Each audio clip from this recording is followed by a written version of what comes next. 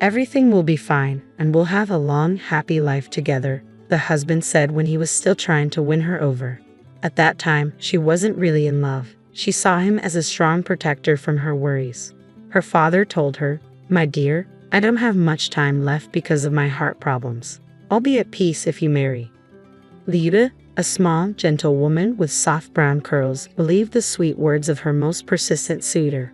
Later, she realized he was like a chess player who won without making many promises, or like a hockey player who used his stick if needed. Or maybe she just hoped that she wouldn't be lonely and would have someone reliable by her side. She might have taken more time to think, but doctors kept giving worse news about her father. So she rushed into marriage, hoping her father would recover if he saw her wedding and heard about a pregnancy. She said, "Goodbye for now. I'll be very happy to love you." She should have noticed how her groom's face twisted with malice. But she was so worried about her father and her loneliness that she convinced herself she was imagining things. At that time, she thought it was all right. Did he ever prove his feelings or do anything for her? No, he just talked a lot. Music. In her anger, Lyuda said, "I, as someone who loves you, feel that I am needed by you and our future children. Just trust me, everything will be fine." She was overwhelmed, and her father paid for the wedding but didn't live to see it. As she stood there, crying, Yuri said, "Please don't embarrass me. People will think you're doing me a favor by marrying me." It was sad that he only said this after the wedding. Otherwise, she would have run away and forgotten everything. "I'm sorry I wanted to delay the wedding because of the recent funeral. I lost the closest person to me just a week ago." "Are you stupid? Who would pay for the wedding again? Would dear Papa come back and give more money?" the husband answered roughly. Anna suddenly felt faint in her beautiful wedding dress and collapsed to the floor. When she woke up, someone was pouring water on her to wake her up. Yuri, who had been cold before, was now acting sweet and caring, but he seemed as dangerous as a tempting but evil gingerbread house. "Come on, darling, wake up," Yuri said loudly. "This is your special day, you'll remember it." "It was a mistake," she whispered, still confused. She wasn't just talking about the wedding, but also about the baby growing inside her. "Why do you say that?" she wondered. She felt she'd made a mistake by getting pregnant by someone like him. She thought the baby would be unhappy, and she was foolish for hoping her father would get better if she rushed into marriage. "What's wrong, darling? What are you talking about?" Yuri asked as he led her out of the noisy restaurant into a quiet room. He then changed his tone. "Calm down, you idiot. This is all your fault, you know that. I only married you hoping that your father would leave us some property, but he's still alive and gave everything to his brother. All I got was a wedding with someone I think is a gray moth. And my father hates you. If I didn't care about my father, you'd mean nothing to me." Anna didn't understand why her father-in-law's feelings mattered. She barely knew him and had hardly spoken to him. Yuri continued, "Nothing good is going to come from this, but since you're pregnant, we'll have to wait to get a divorce." She had taken 2 pregnancy tests, both showing positive. She had to accept that she was going to have a baby. "But wait, I'll make your life miserable if you don't file for divorce after this pointless wedding," he said. "I'll put up with this disgrace only because career, people, and appearances. If your father hadn't left me that inheritance, I wouldn't have bothered with you at all," Yuri shouted, his face red with anger. Lyuda couldn't understand why her father had given all his property to her half-brother from his first marriage, Andrei. She didn't even know Andrei well. The news only came out at the funeral. All that was left was an old house no one wanted to fix up. Andrei had said something odd. "Believe me, Dad wanted to protect you." "What do you mean?" she asked, but Andrei said it wasn't the right time to explain and that someone would tell her later. It wasn't just that she found herself almost broke. She began to question if her father had ever truly loved her or if he had been pretending, like Yuri was now. This doubt was tearing her apart and suffocating her. "Yuri, I need to get some fresh air and then we'll act like everything is fine. Don't worry, after the wedding, you probably won't see me again except maybe during the divorce. Even then, we can handle things separately," she said calmly.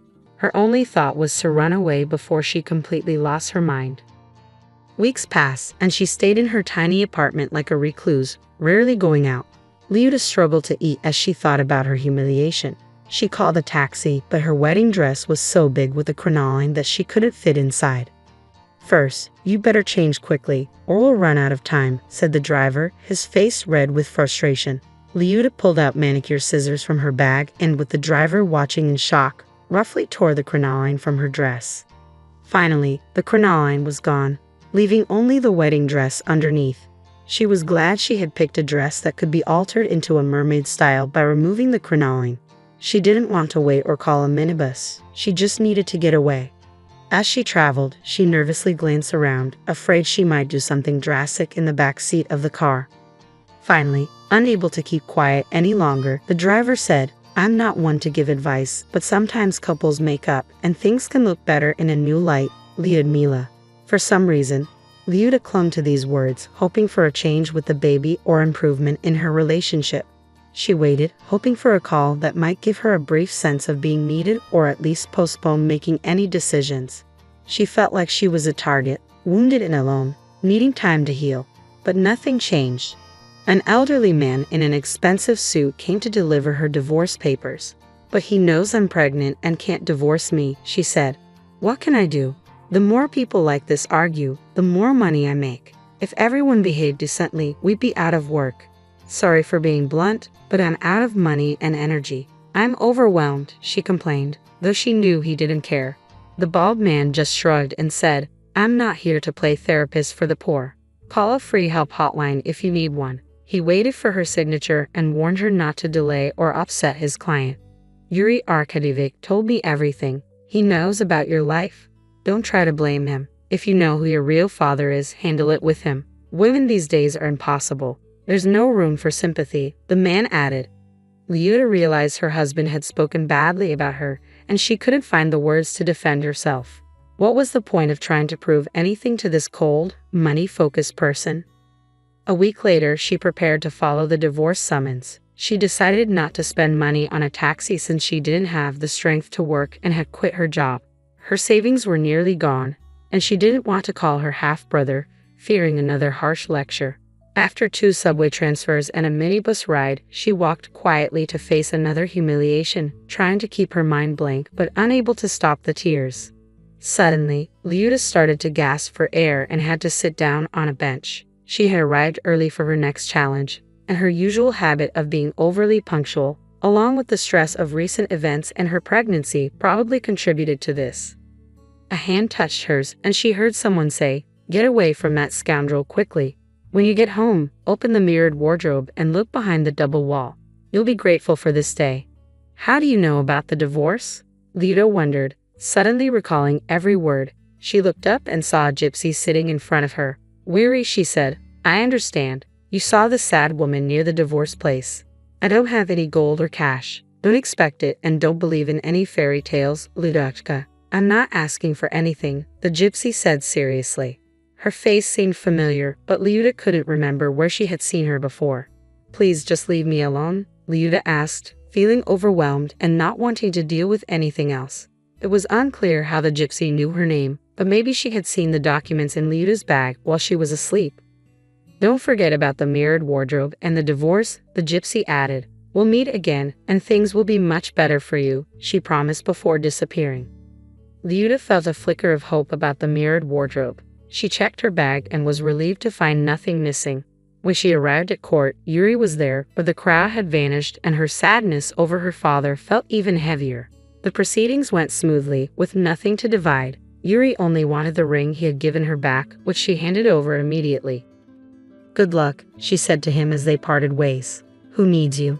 "You're a nuisance," she added, using her grandmother's favorite phrase. It was sad that her grandmother had drowned with her mother on that steamboat. So many losses in the past 3 years. She even wondered if her father had left everything to Andrei because he had lost his mind under the strain. This thought made her feel a bit better, and she even managed to smile. Yuri recoiled in anger and stormed out.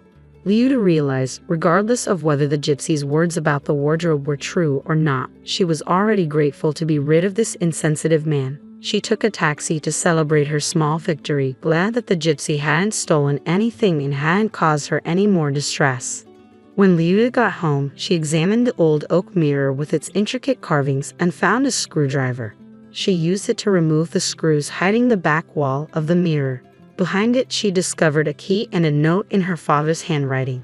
Liuta opened the blue old suitcase that Mom left behind from her last trip. Andre will tell you the rest. He's your friend, and your half-brother adores you." Liuta was shocked but had stopped being surprised by anything. She unlocked the suitcase and inside was a huge amount of cash, so much that she couldn't even count it, probably several tens of millions. Along with the money was Andre's phone number, and she remembered that he had never given her his number before, though she wasn't sure she had asked for it. The note continued, "I'm glad I made an impression on you. My acting studies weren't in vain. Let's meet at the cafe near your house. I'll explain everything. Your half-brother seems to be waiting for you." When Liuta asked about the call, she was surprised that Andre admitted he was the gypsy. The gray eyes and sharp nose matched. "I've been waiting for your call," Andre said. "Okay," she said, remembering. When she got home, she took another pregnancy test. Even though previous tests had shown positive, life can be unpredictable. This time, the test was negative. Whether or not the gypsy was really Andre, the test gave her hope that she might not have to have a baby with someone like Yuri. While she never would have considered ending the pregnancy, she was relieved that she might not be expecting after all. She waited a few months as Andre had asked, acting like nothing had happened. She didn't talk about her new wealth and didn't expect visitors. An ultrasound confirmed she wasn't pregnant. Andre explained that Yuri's father had been her father's enemy and had ordered his son to marry her, take her property, and make sure they had no children.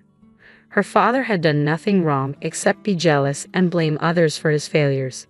Yuri, who idolized his father, followed his orders. The fake documents and false pregnancy were all part of the plan. "But why didn't Dad warn me about marrying Yuri?" she asked. "Well, who knew? Dad was very ill when all this came to light. He was afraid that telling you might cause you to lose the baby. It was his grandchild too. So he sold everything and left you the suitcase and note," Andre explained. "Now you're safe. Yuri and his father have fled abroad to escape the debt they hadn't repaid and are facing legal trouble.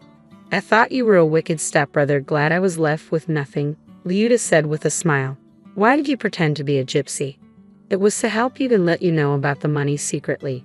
If Yuri had seen us together, it might have raised suspicions. He was watching you," Andre said. "I studied acting, and by the way, I'm happy to share the success with you. I know my father didn't part on good terms with your mother, but he supported us both.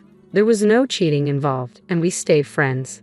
Well, I'm going to move to a new apartment. I don't want Yuri coming back and asking about the child who will never be born," Liuta said. "Good idea. You always wanted to be an architect and move to the northern capital, right?" Andre asked. "Yes, you know everything, just like a gypsy," Liuta teased. "Don't say that. I'm a good person, and as I promised, we met, and things are better now," Andre said, sounding like the gypsy again. Liuta sighed with happiness. It wasn't just about the money. She was glad to have found someone reliable and close. Thank you for sticking with the story. If you liked it, please give a thumbs up. All the best to you. I'll give you a kid with developmental disabilities. Scarlett, my son's arrogant wife, said to me. A strong hatred for her stirring up inside me. She doesn't love her own children. She only sees them as tools for making money. My anger towards her reached its peak, and I decided to take my grandchild away from her. Then I'll raise her.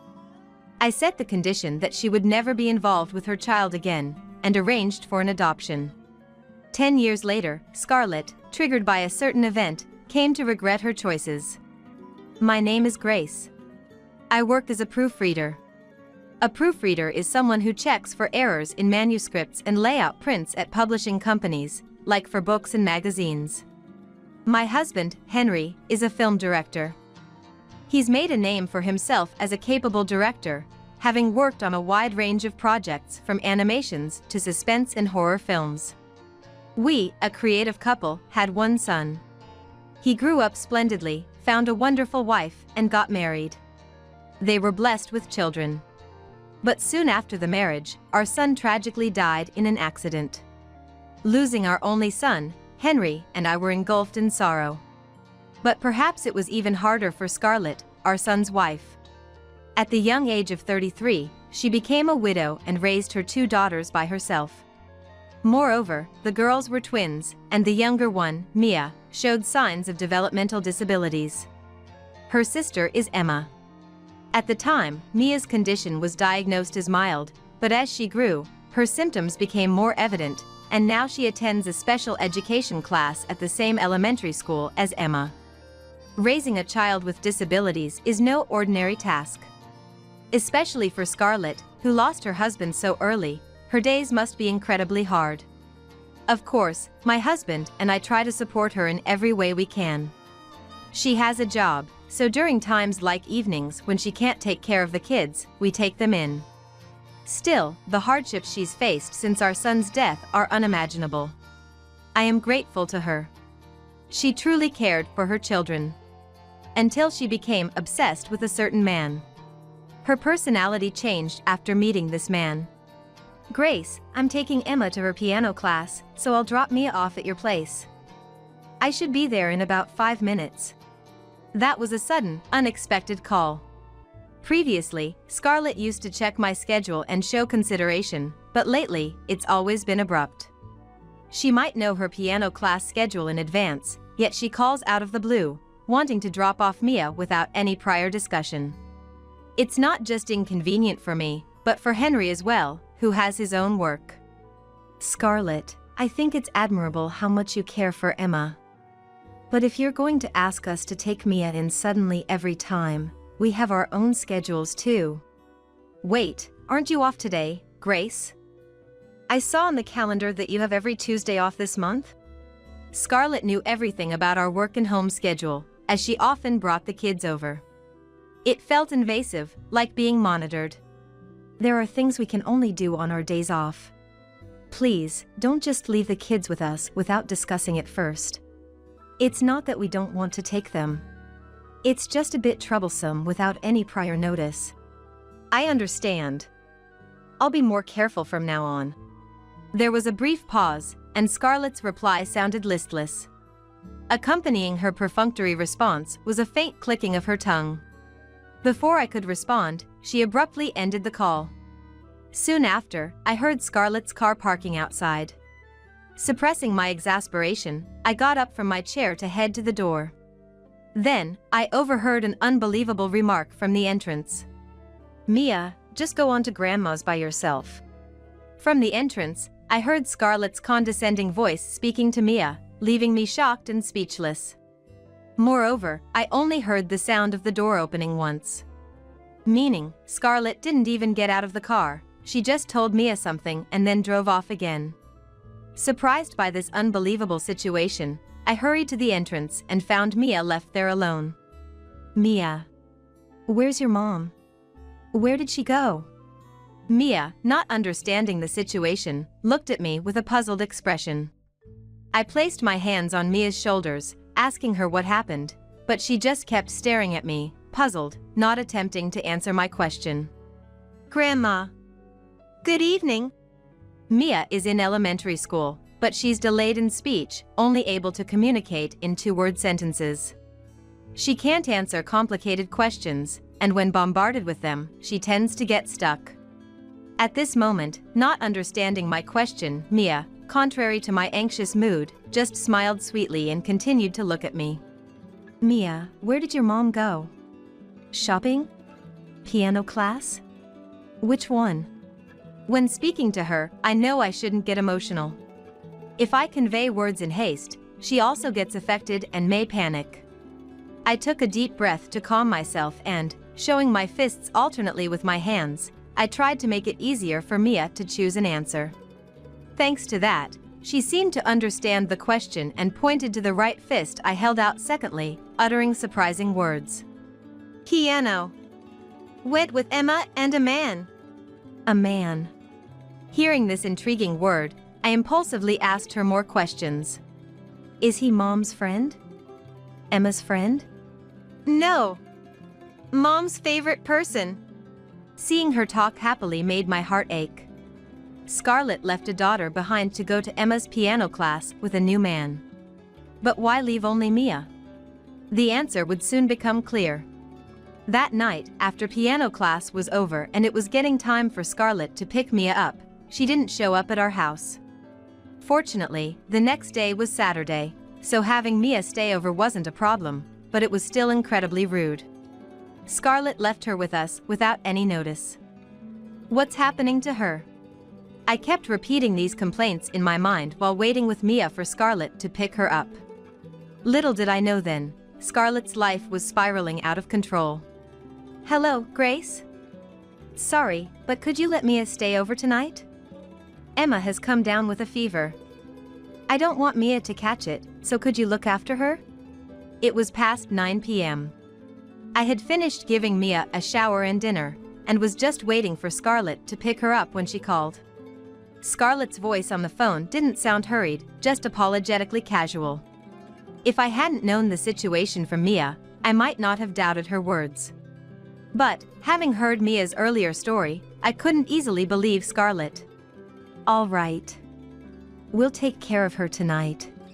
Realizing my reluctance, Henry, who was playing with Mia, turned to me and said so with a stern expression. I relayed to Scarlett that we would take care of Mia just for tonight. "I understand the situation. But you knew about this sooner, right?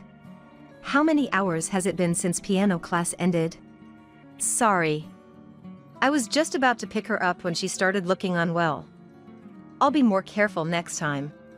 Her nonchalant reply only increased my anger. "From now on, please make sure to contact us in advance. If not, we might find it difficult to take her in the future." "Yes. Thank you so much." She responded sweetly and ended the call unilaterally.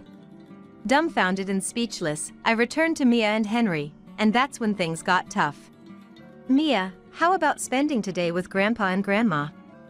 Your mom can't pick you up because she's taking care of Emma who's sick." Maybe the way I said it was not good. Mia, having already decided in her mind that she was going home, got upset when her routine was disrupted. Mia, in a state of panic, began to wander restlessly around, crying and repeating that she wanted to go home. She curled up on the spot, trying to calm herself down, but it seemed she couldn't switch off her emotions. Sitting down, then standing up, repeating this over and over, she eventually collapsed onto a nearby sofa and started to cry intensely. "I'm sorry, it's my fault. It's okay. Let's just be there for Mia right now." We've encountered situations like this several times before. When she was younger, her tantrums were much worse, becoming so violent that she was uncontrollable. She would hit herself against walls or slap her hands on the floor, a far worse state compared to now. As she grew, perhaps maturing, her symptoms seemed to stabilize, now manifesting as crying intensely on the sofa. When Mia gets like this, both Henry and I stay by her side, never intervening or trying to do anything forceful. Mia, in her way of calming down, uses our hands to wipe her tears, seeking comfort through physical touch. But we don't initiate it. Mia has her own timing and needs. We've learned over these 6 years it's important to respond to her in that manner. "I'm sorry." When Mia calms down, she always apologizes to us, perhaps thinking she'll be scolded for crying.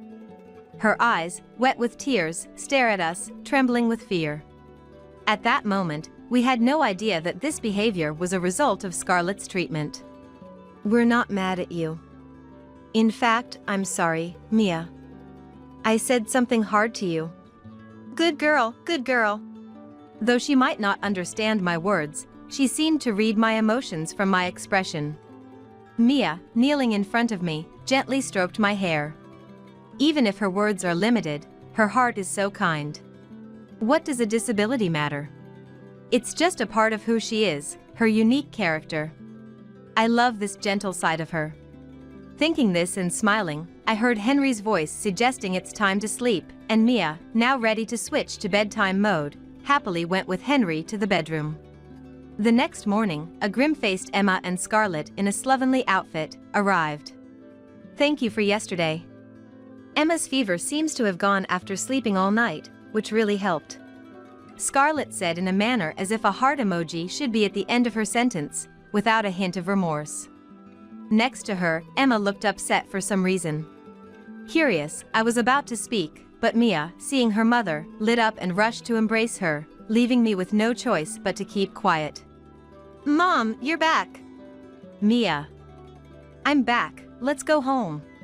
Scarlett spoke to Mia as she hugged her. At that moment, I felt something off in Scarlett's smile.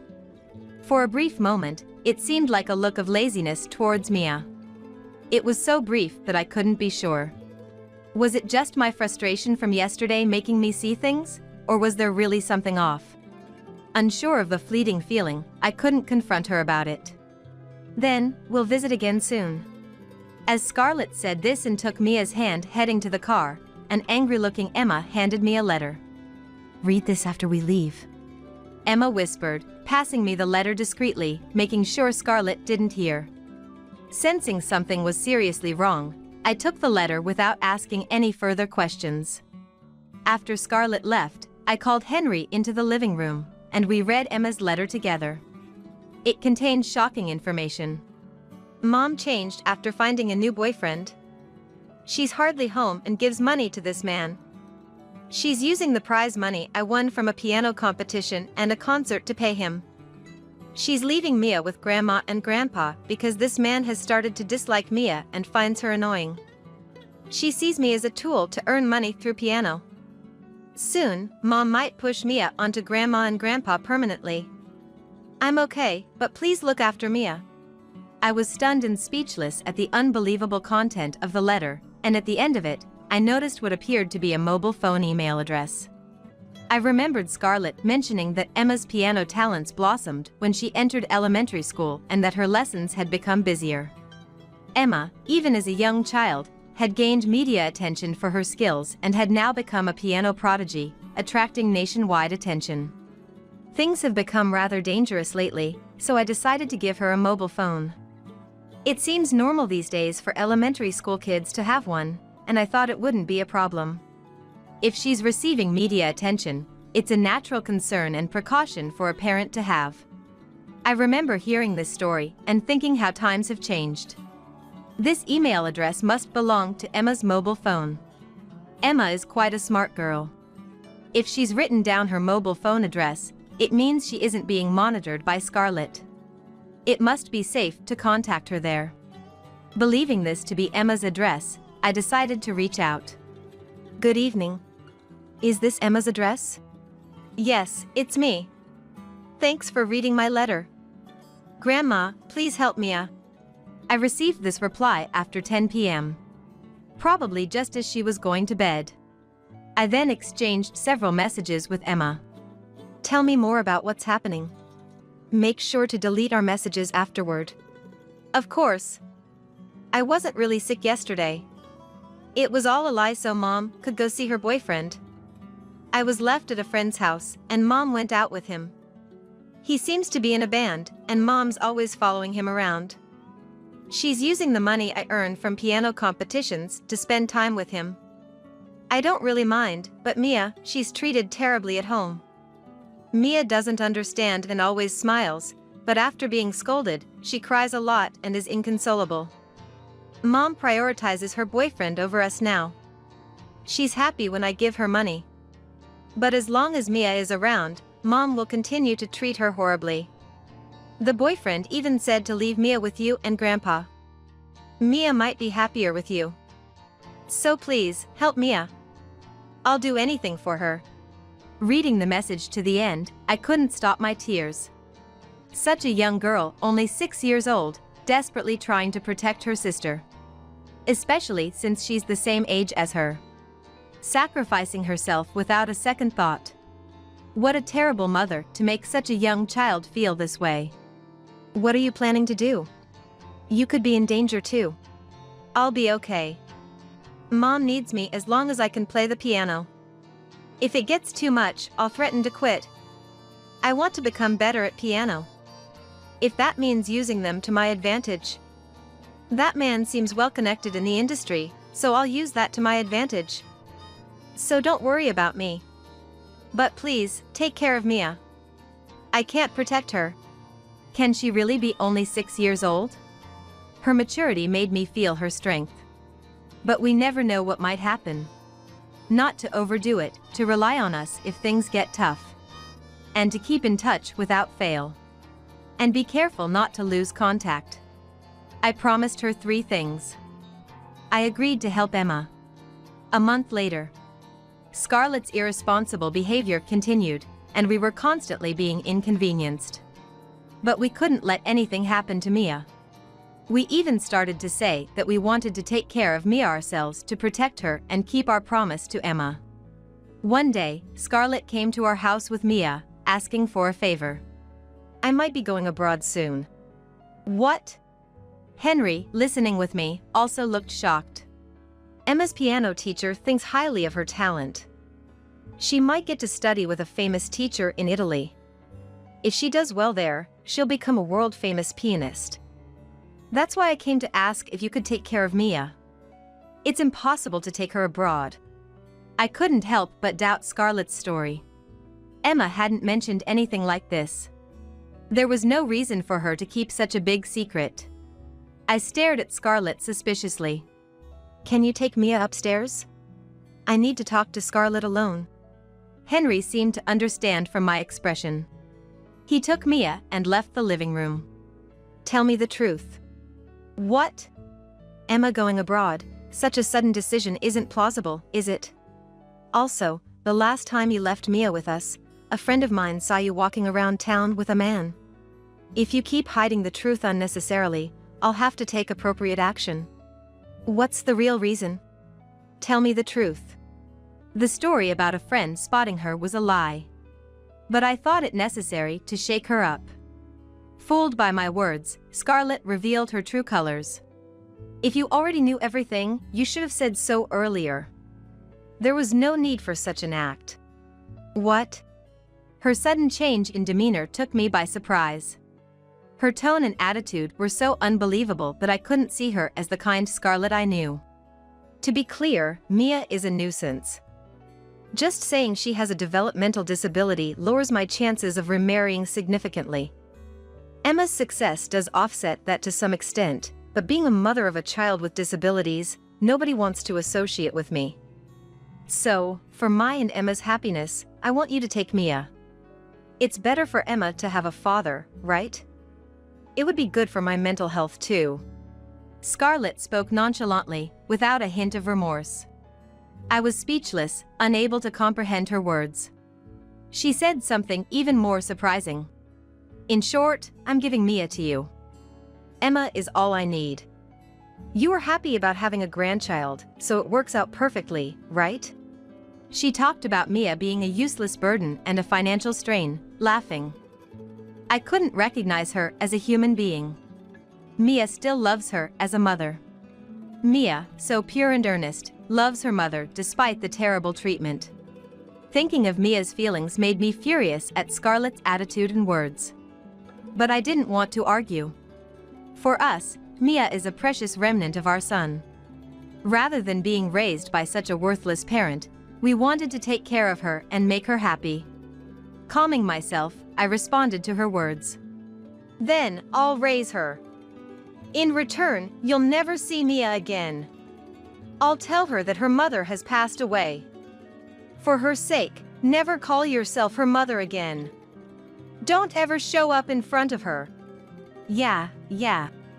Do whatever you want. I'm happy to get rid of such a useless child." Scarlett said this, stretched her arms out wide as if relieved, and left our house without telling Mia anything. Thus, Mia came to live with us as our adopted daughter. Of course, the first few months were tumultuous. Mia was distraught over her mother's absence, causing a great deal of mental strain. We reached out to doctor acquaintances, invited specialists to our home, and collaborated with therapeutic institutions, focusing on her support. Thanks to that, a few months later, Mia returned to school and was able to live a more settled life. 10 years later, when Mia was in her first year of high school, an incident occurred. One afternoon, someone repeatedly rang our doorbell. It was a holiday, and we were spending time together as a family. Who could it be, ringing the bell so many times? Irritated by the rude visit, I went to the door and grimaced when I saw who it was through the peephole. "I know you're there. Come out.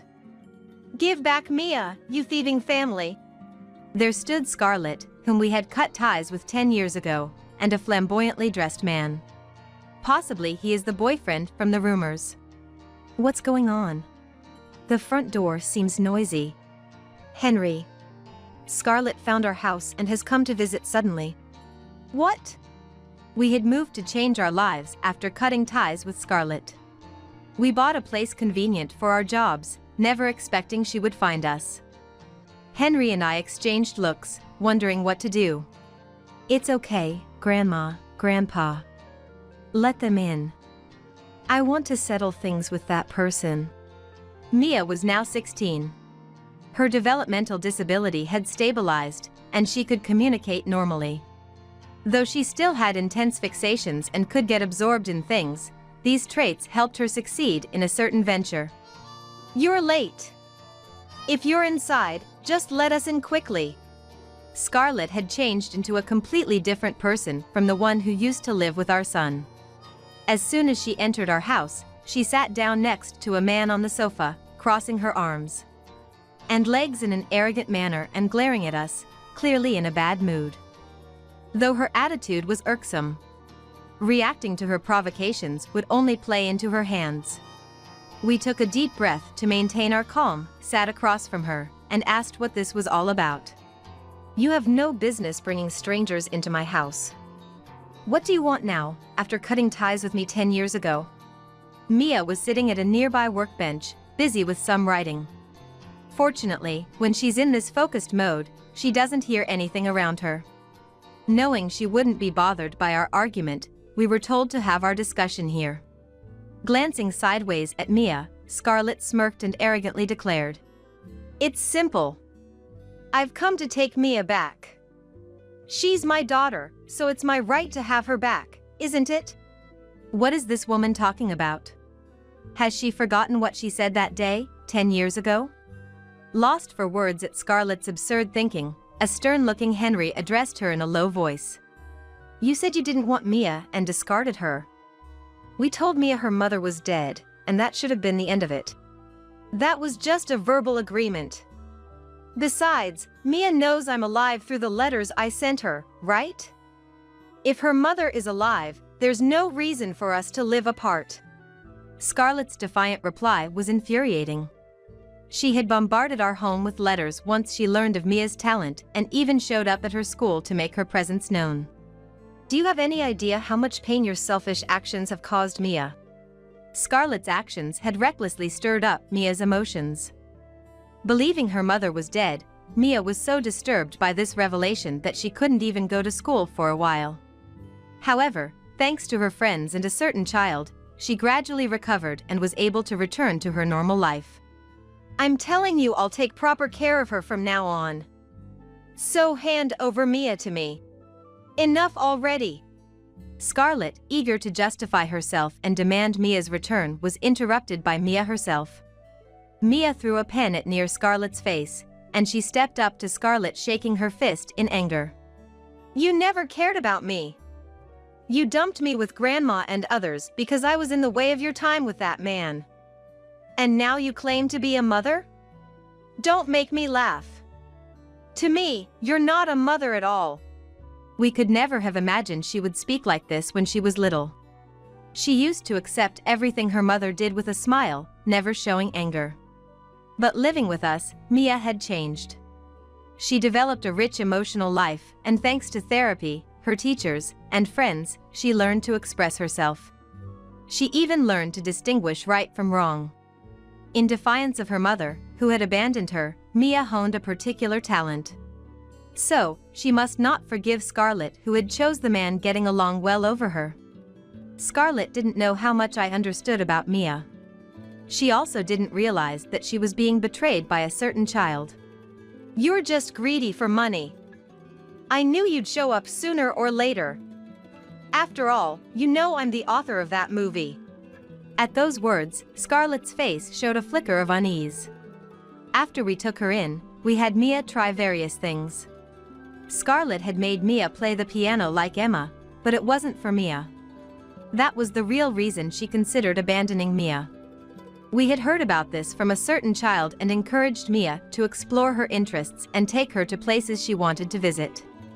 As a result, Mia discovered a talent for something special. It was drawing. She had an exceptional artistic sense. Her imagination was beyond our expectations.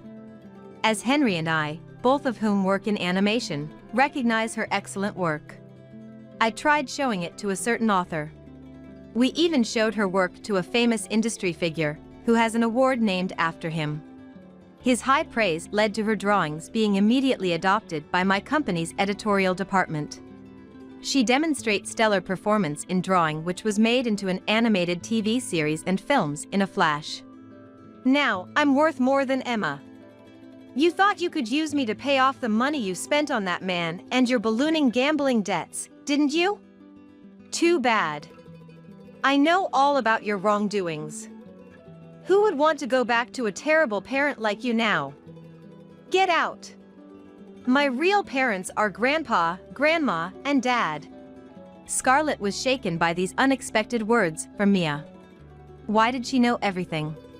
We hadn't even talked about it, so how did she find out? In the midst of confusion and agitation, the man next to her was showing anger at being yelled at. What are you saying to mother who gave birth to you? Did I ask to be born? You gave birth to me, abandoned me, and now you come back for your own convenience. I don't want to hear mother from someone who's only interested in money. Who would go back to a greedy woman like you? Get out now. Just the thought of you makes me sick. Scarlett was speechless from the shock and surprise of being defied. The man next to her stood up in anger, about to grab her. Just as we stood up to stop him, a voice came from the living room entrance. If you do that, I'll show this video to the police and have you thrown in jail right now. Everyone turned to see Emma at the entrance, holding her mobile phone camera. She was supposed to be in Italy. Why is Emma here? Isn't she in Italy? I asked my teacher to reschedule my lessons. I thought you'd try to get in touch with Mia while I was away and bring her back to our house. I'm glad I kept in touch with her beforehand.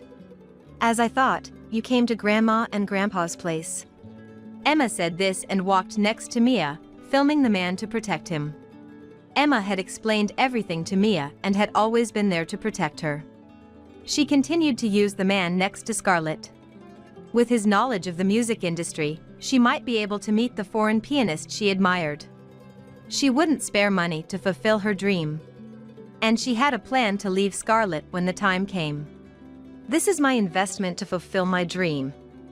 It's not hard at all. They're so stupid. They don't know I'm secretly having Grandma manage the money.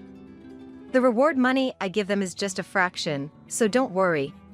Emma, now a middle school student, began studying about money and law. She had grown up to be as knowledgeable as an adult, talking about her family situation at work and getting full support from the office. Thanks to that, Emma's bank account had enough savings to live on her own. She was finally ready for settling in Italy, which has been her long-cherished dream leaving Scarlett, so she talked to Mia about it in advance. I've been adopted by Grandma and Grandpa too. What? Scarlett was visibly confused by this unexpected turn of events. The man next to her hadn't anticipated this either. In a panic, he pressed Scarlett about what to do. After all the good times I've given you, you should be satisfied by now. I don't need trash like you around me as I become big. Emma and I have never considered you our mother, so rest assured. Don't ever show yourself to us again. We've already talked to Grandma and Grandpa about the adoption. All that's left is your consent, but we're prepared for a refusal and have already contacted a lawyer. I'm so happy to think I'll finally be able to live with Emma again. Well, I live in Italy, so we won't see each other often, but considering everything we've been through, it's easy, right? Now we can enjoy many things together again. Seeing them happy, I couldn't help but smile, and an infuriated Scarlett reached for my collar. You're the one! You filled Emma's head with nonsense. But Emma quickly turned her camera to Scarlett to protect her.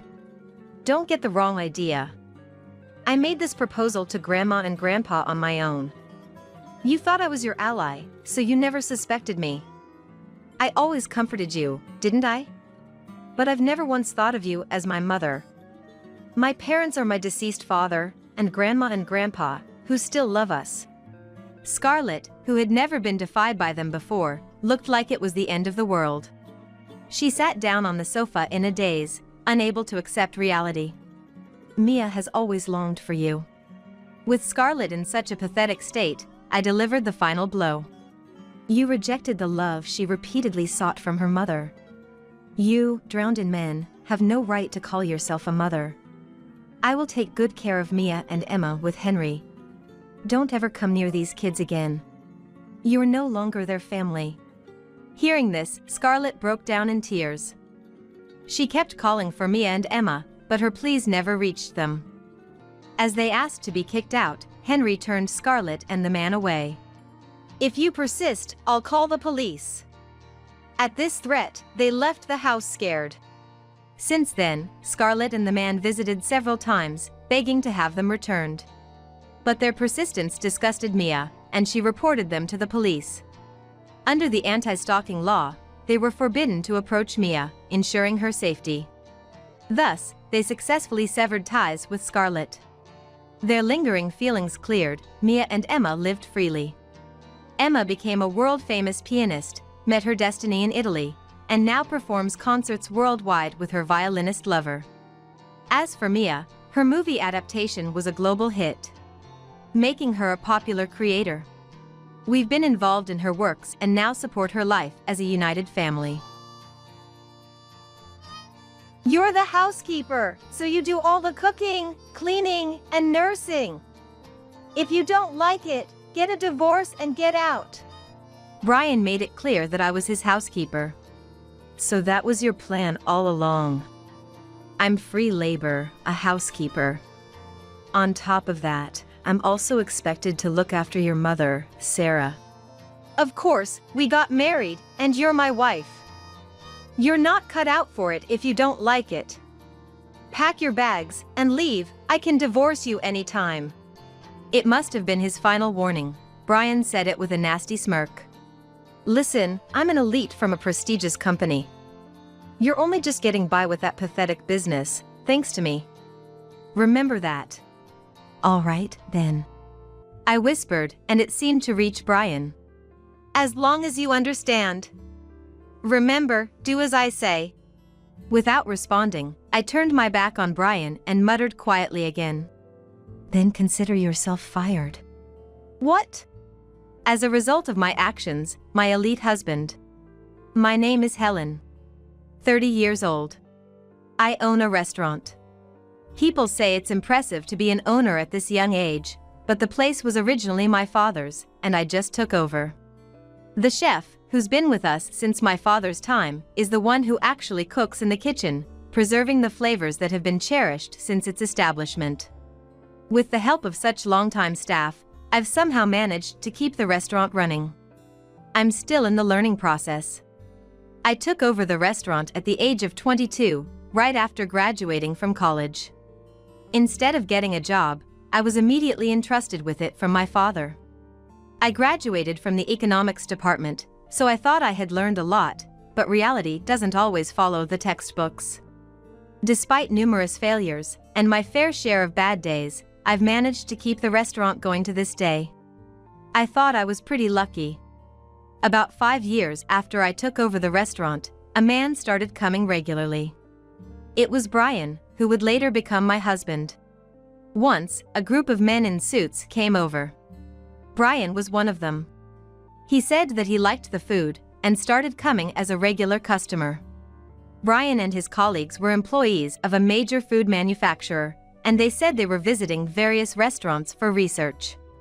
I've had my eye on this restaurant for a while, but I usually go to the bigger ones in town, or in the suburbs, so I always pass this place by. Oh, I understand. It's kind of in the middle of nowhere.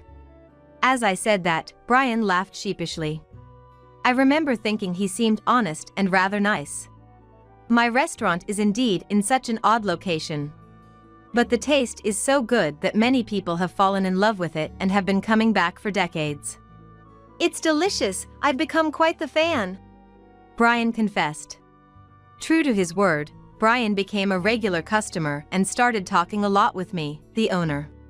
Brian graduated from a top university and worked at a renowned company. He was the epitome of an elite. I had never been close to someone like that before. Not only was Brian brilliant at what he did, but he also had good looks. He was tall and slender with a well-defined face. Undoubtedly, he was the type who would be popular. Brian was 7 years older than me, so he was 34 at the time. I assumed he was married due to his age, but he laughed and said he was single. I've been living a life of work, and more work, and before I know it, I'm at this age. How silly of me. His easygoing manner, humorous conversation, and gentle tone made it seem like he wasn't an elite. Before I knew it, I had fallen for Brian. It was probably unrequited love. In his eyes, I was just the restaurant owner, and he was a regular patron. But then, out of the blue, he proposed to me. "Helen, would you consider being in a relationship with me, with marriage in mind?" I couldn't believe it. My heart was pounding.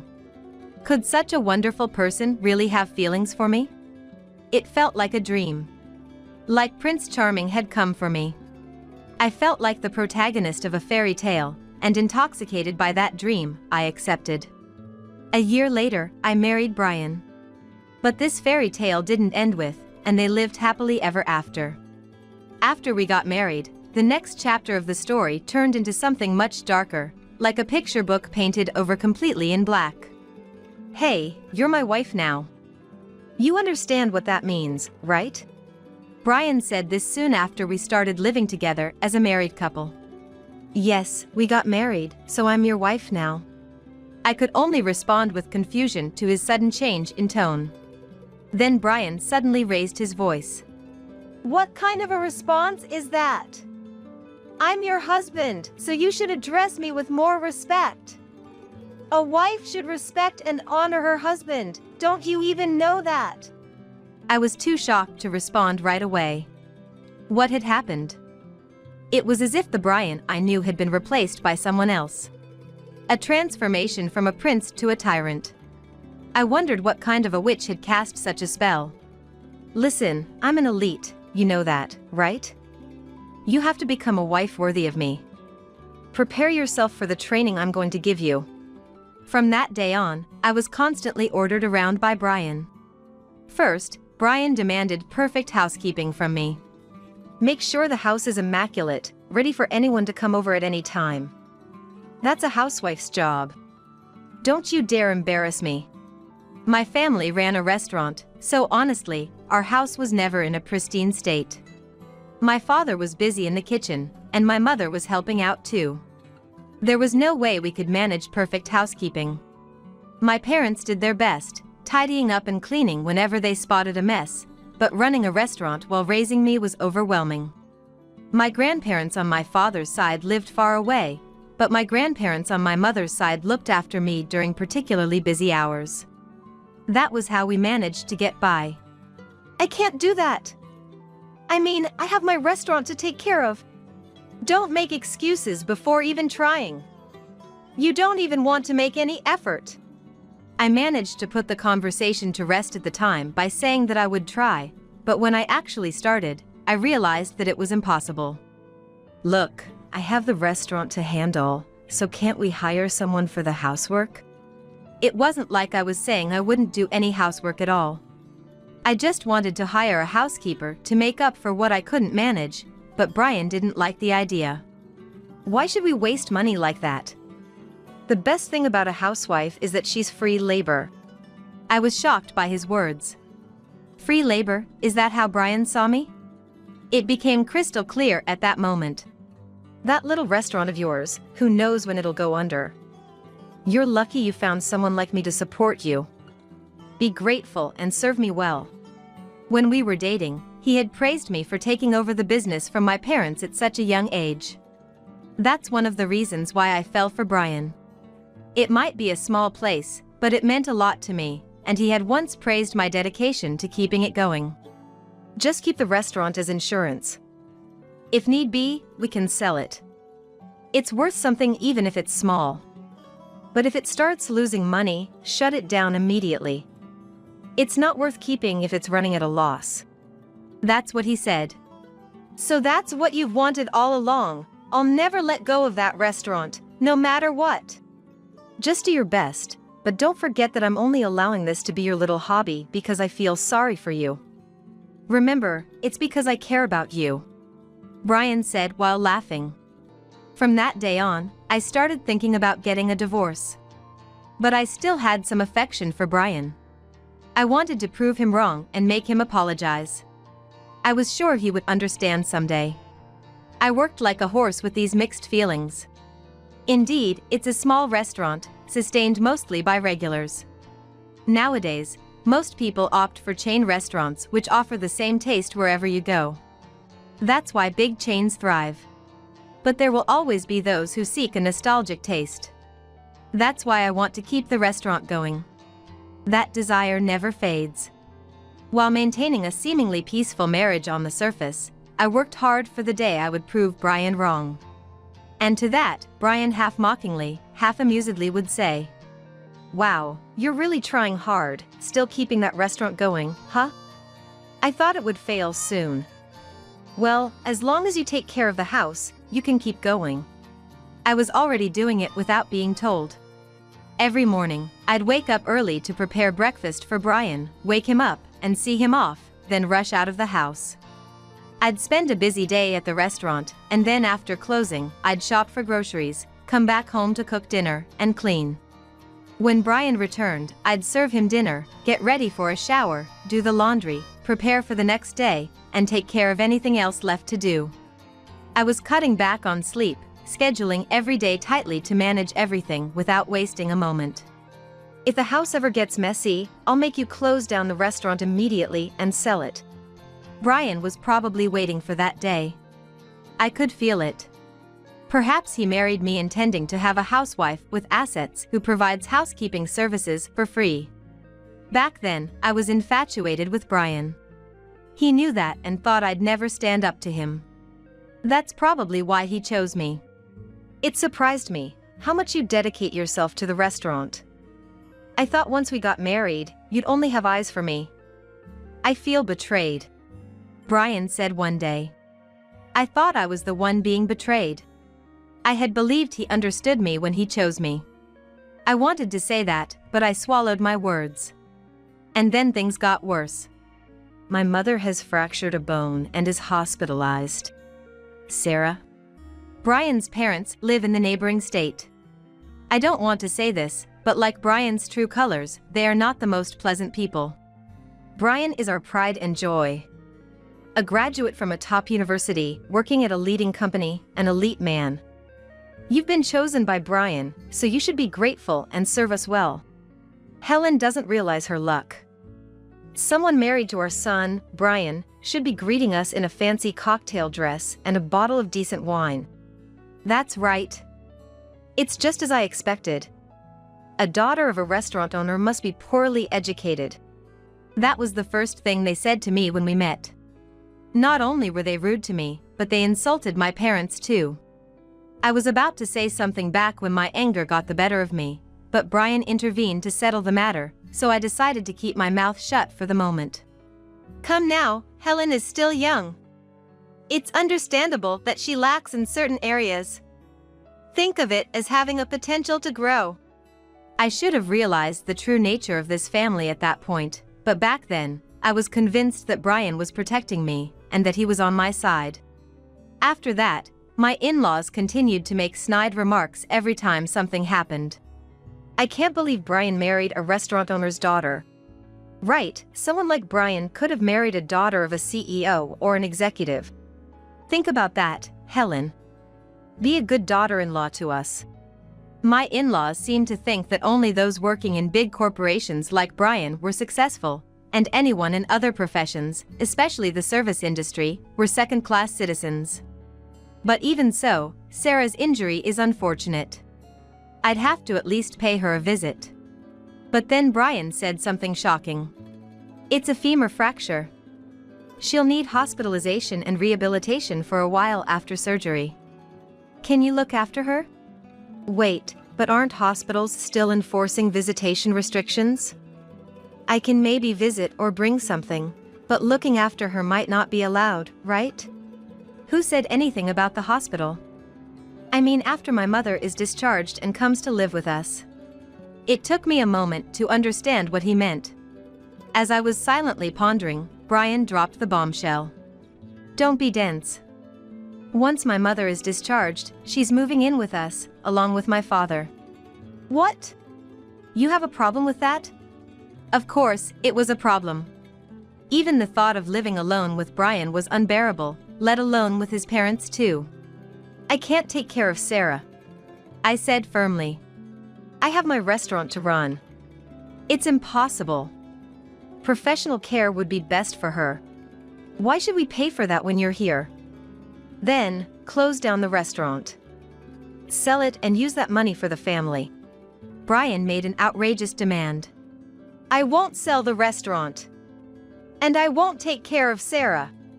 You're the housekeeper, so you do all the cooking, cleaning, and nursing. If you don't like it, get a divorce and get out. Brian made it clear that I was his housekeeper.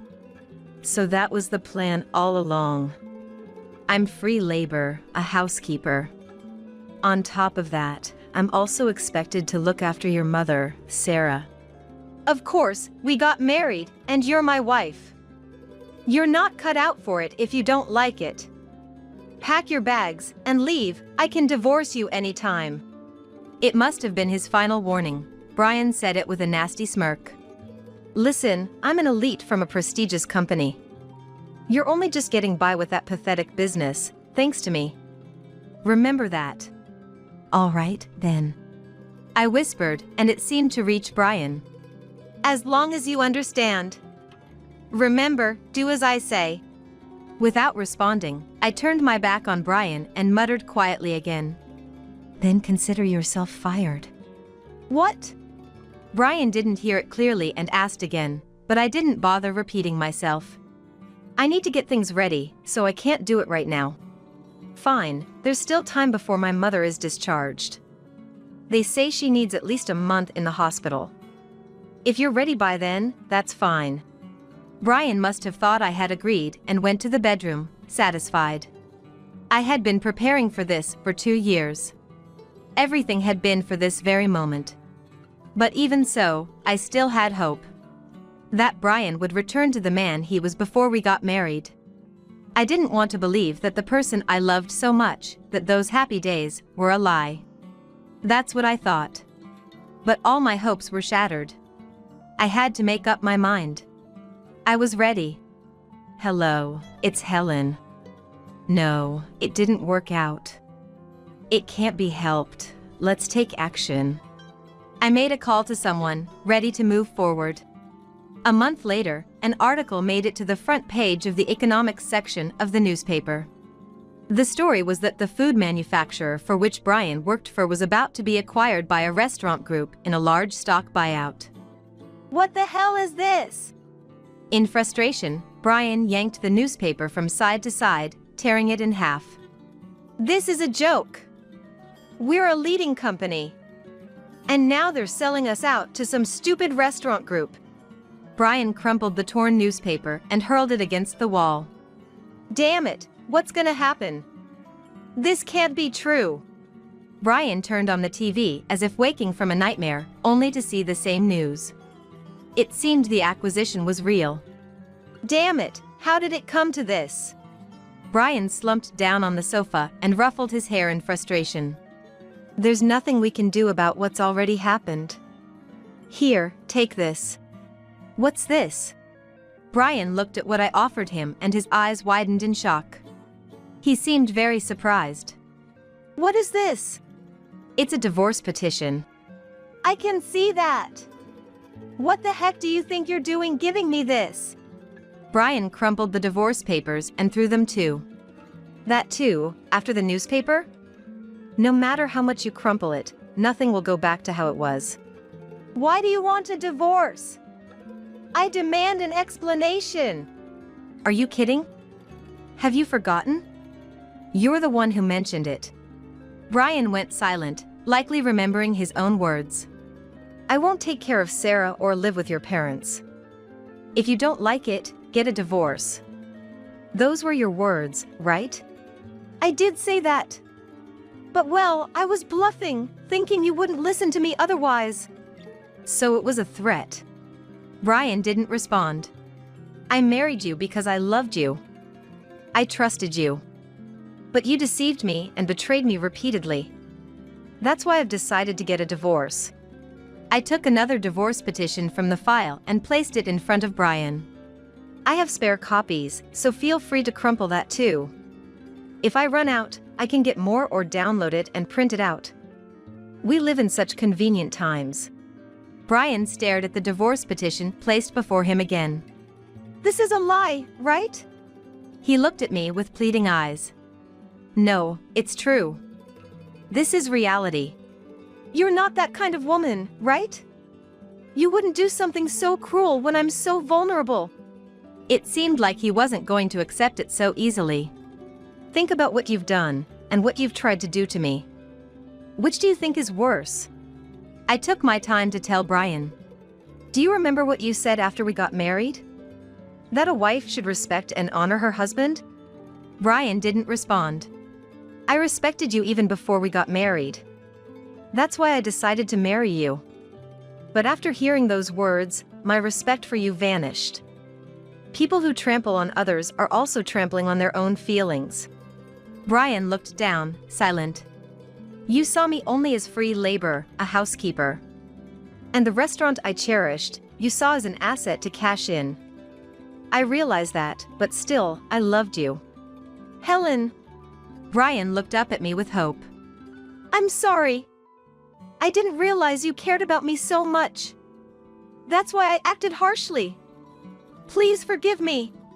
Brian held my hand, tears streaming down his face. I'll change, I promise. Give me another chance. I'll treasure you this time.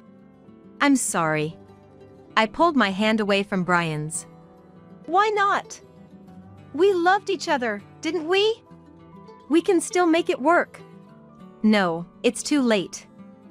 I've lost all faith in you. That's why I decided to acquire your company. What? Brian looked at me, bewildered. The big restaurant group that acquired your company, with 1,900 full-time employees, I'm the president of that company. Unfortunately, I'm letting you go. No, this isn't the time for jokes. What are you talking about? Have you lost your mind? Brian half laughed, but it was the truth. Never mind that for now. Here, take this. Brian took the envelope I handed him with confusion, then screamed in disbelief as he checked the contents. What's this? It was evidence of Brian's affairs. There were documents from a private investigator and numerous photos. A female employee in the secretarial department, a subordinate's wife, a recent college graduate, a woman from a business partner, a girl from a club, and who else? The list was astonishingly long. Brian is attractive. And with his elite status, it's no surprise women flocked to him. Amazing, isn't it? Your affairs are too many to count on both hands. I'll be seeking compensation for all of them, from you and the women involved. Hey! What? Brian, looking at the documents and photos, turned pale and trembled. He tried to speak to me, but didn't seem to know what to say. The problem is the time and place of the affairs. A lot of them seem to happen when you were supposed to be working. I think this is a breach of trust against the company. A lot of them occurred when he was out of the office on business during working hours, making sales rounds, on business trips, and entertaining clients. Brian was with his mistresses instead, as detailed in the documents. You've been investigating me like this all along? Yes, that's right. That's not fair. Brian threw the documents and photos at me. You used the money I earned for this? No, not a single dollar of your money was used. Liar. You don't have that kind of money. Brian, being an elite, had a high salary. He saw me as free housekeeping labor, but he did contribute financially to the household. You know I'm the owner of a restaurant, right? Yeah, that near bankrupt one. Just a hobby, isn't it? Owner, huh? Ridiculous. It's true that if you look at the finances alone, the restaurant doesn't seem that prosperous. But there's more to it. I told Brian the whole truth. That restaurant was for gathering information. I was researching the current trends, what sells, and things like that. That restaurant, established by my parents, was the first of many. Now, it's a major chain with locations not just in America, but abroad too. The company that acquired Brian's workplace was the parent company of that restaurant chain. This must be a lie. It is not a lie. The location of the original restaurant was ideal for market research. The first restaurant thrived mainly due to my father's skills. But the reason we could expand was due to understanding customer preferences. You never talked about your family business like this before. You tricked me. I didn't trick you. I just didn't tell you. When I started dating Brian and considering marriage, my father advised me to wait and see. In hindsight, my father saw through your true nature. He said to tell you if you didn't change after our marriage. Back then, I would have married Brian regardless of his opposition. That's why my father had said such a thing. And what I told Brian when we married wasn't a lie. My father was ill and struggling to continue working. So, he had my uncle take his place as the company president, and he pretty much retired. That's why it was true when I said I took over the restaurant, because my father was sick. He had undergone major surgery and difficult treatments. As an only child, I was still too young to take over the company, so I was in charge of the restaurant, partly so that I could learn new things. My business degree couldn't make up for my extreme lack of experience. I was told that if I failed to run the restaurant, I wouldn't be acknowledged as the successor. So, I worked hard to continue my father's legacy and earn his approval. My father probably warned me to keep quiet, fearing the business might be taken over or ruined by a bad marriage.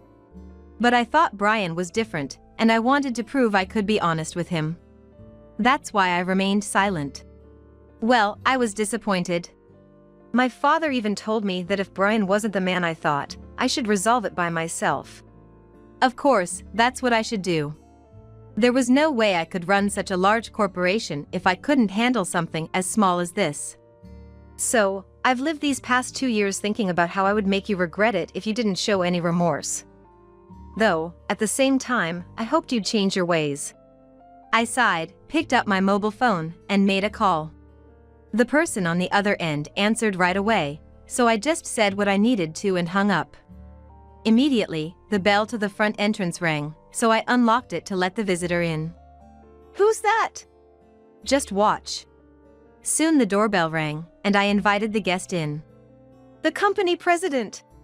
It was the former president of the company Brian worked for, soon to be mine. The former president bowed stiffly to me. Please proceed. The former president silently handed Brian a document. Termination notice. It was an official document.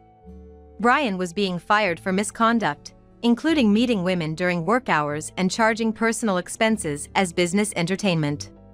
In exchange for firing Brian, I promised the former president that he could continue as the company's president, and he agreed to the condition. Even minor misdeeds can accumulate into a major offense. What you did constitutes a serious breach of trust. It's only fair that you're dismissed. Brian stood in shock, but I had no intention of letting him off the hook. If you understand, would you please leave now? Why should I? This is my house. This place is rented, right? The landlord says you can't stay here anymore. He doesn't want to rent it to you. Brian looked completely confused. I decided to elaborate further. I bought this apartment. And you seem to have forgotten, but the lease was only until last month. So, you no longer have the right to live here. I don't plan on renewing the contract. Brian was speechless. We'll have to decide on asset division and who gets which furniture, but for now, I don't want to see your face. Could you go back to your parents' house? Sarah is about to be discharged from the hospital, isn't she? Sarah was scheduled to be discharged in a few days after a month-long stay in the hospital. Go back and prepare for Sarah's return. We'll communicate through our attorneys about what comes next. Please take him with you. I handed Brian over to the former company president. "If you come back, I'll report you for trespassing." Even though we're not officially divorced yet, if the landlord says no, it's a no. Brian left the room with the former company president silently. There was still more work to be done, but I have reached the end of a chapter. After Brian went back home, I started receiving calls persistently from my in-laws, having heard about the divorce.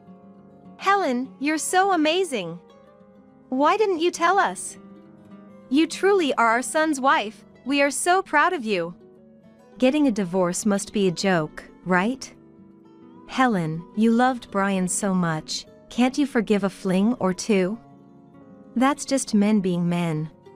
At first, they were arrogant, but when they realized my resolve to get a divorce was firm, they resorted to threats. "You got Brian fired. What are you going to do about that?" "We'll demand compensation. What you did is unthinkable for our son's wife. Hiring a detective to investigate your husband's behavior, imagine how it would affect your reputation if it gets out." When I confidently told them to go ahead with claiming compensation and leaking information about me, they finally shifted to begging.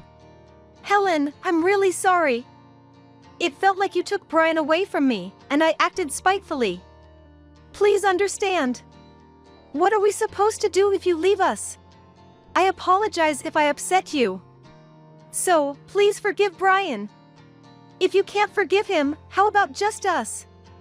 We were family once, after all." Of course, I refused everything they had said to me. "I've said it over and over again, but I'm divorcing Brian. If you keep pestering me, I'll report you to the police and consider taking legal action." After consulting with my attorney, we sent them a formal warning, and they finally stopped contacting me. I made sure Brian paid the compensation. And I ensured it was paid from the assets we divided. Luckily, his high salary meant he had savings. Now jobless and without savings, he's back living with his parents. He found a job in the service industry that he once looked down upon, working from early morning till late at night. Considering he had affairs with other men's wives, he's also facing compensation claims from their husbands. I hope he works hard and pays it all off, no matter how many years it takes. I talked to the women with whom he had cheated. All of them apologized, saying they weren't serious and were just in it for Brian's money and elite status. While I had anticipated this, any relationship with a married person, regardless of the reason, is a legal offense and can be subject to a lawsuit. I made sure these women understood the severity of their actions by legally requiring them to pay compensation. Hopefully, this will be a lesson, and they won't repeat the same mistake. After that, I officially took over as the company president from my uncle. I appointed my uncle as the chairman to continue receiving his help and advice. Although my father's condition has stabilized, he's not in a state to work. But seeing me take over the company, he started seeing to bring him peace, and his spirits noticeably improved. Occasionally, he still offers his thoughts and advice, which I value greatly. I hope my parents live as long as possible. Right now, that's my greatest wish. I've caused them so much worry by getting involved with such an awful man. I gave my parents a lot of trouble, but I resolved my problems all on my own. That seemed to make my father approve of me as a manager. Next time, I want to meet someone better and reassure my parents as a daughter, but I'm not sure I want to get married for a while. This company is like my child now. I want to raise it and help it grow bigger and better. As a company president, I'm just taking my first steps. But I believe a bright future lies ahead on this path. And of course, I'm still running that restaurant. This restaurant was where my parents began their business, and it was the start of my career. In a way, it's like my first child that I shall cherish for the rest of my life. I want to treasure it forever so that I never forget where I came from. You were adopted into that family, and now Rocky is just a stranger to you. After you get married, please don't involve yourself with us as a couple. Since you're a stranger, you're not invited to the wedding. I lost my parents when I was young and have lived separately from my brother, Rocky. When I heard that Rocky was getting married, I was overjoyed. But then his fiancée Cameron said something outrageous. Little did she know, it would later cause her a great deal of trouble. I'm Samantha, a 33-year-old office worker.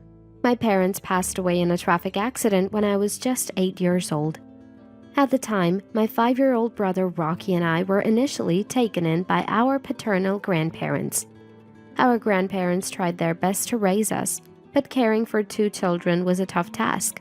It must have been difficult for them, especially after they had retired, to continue raising 2 kids.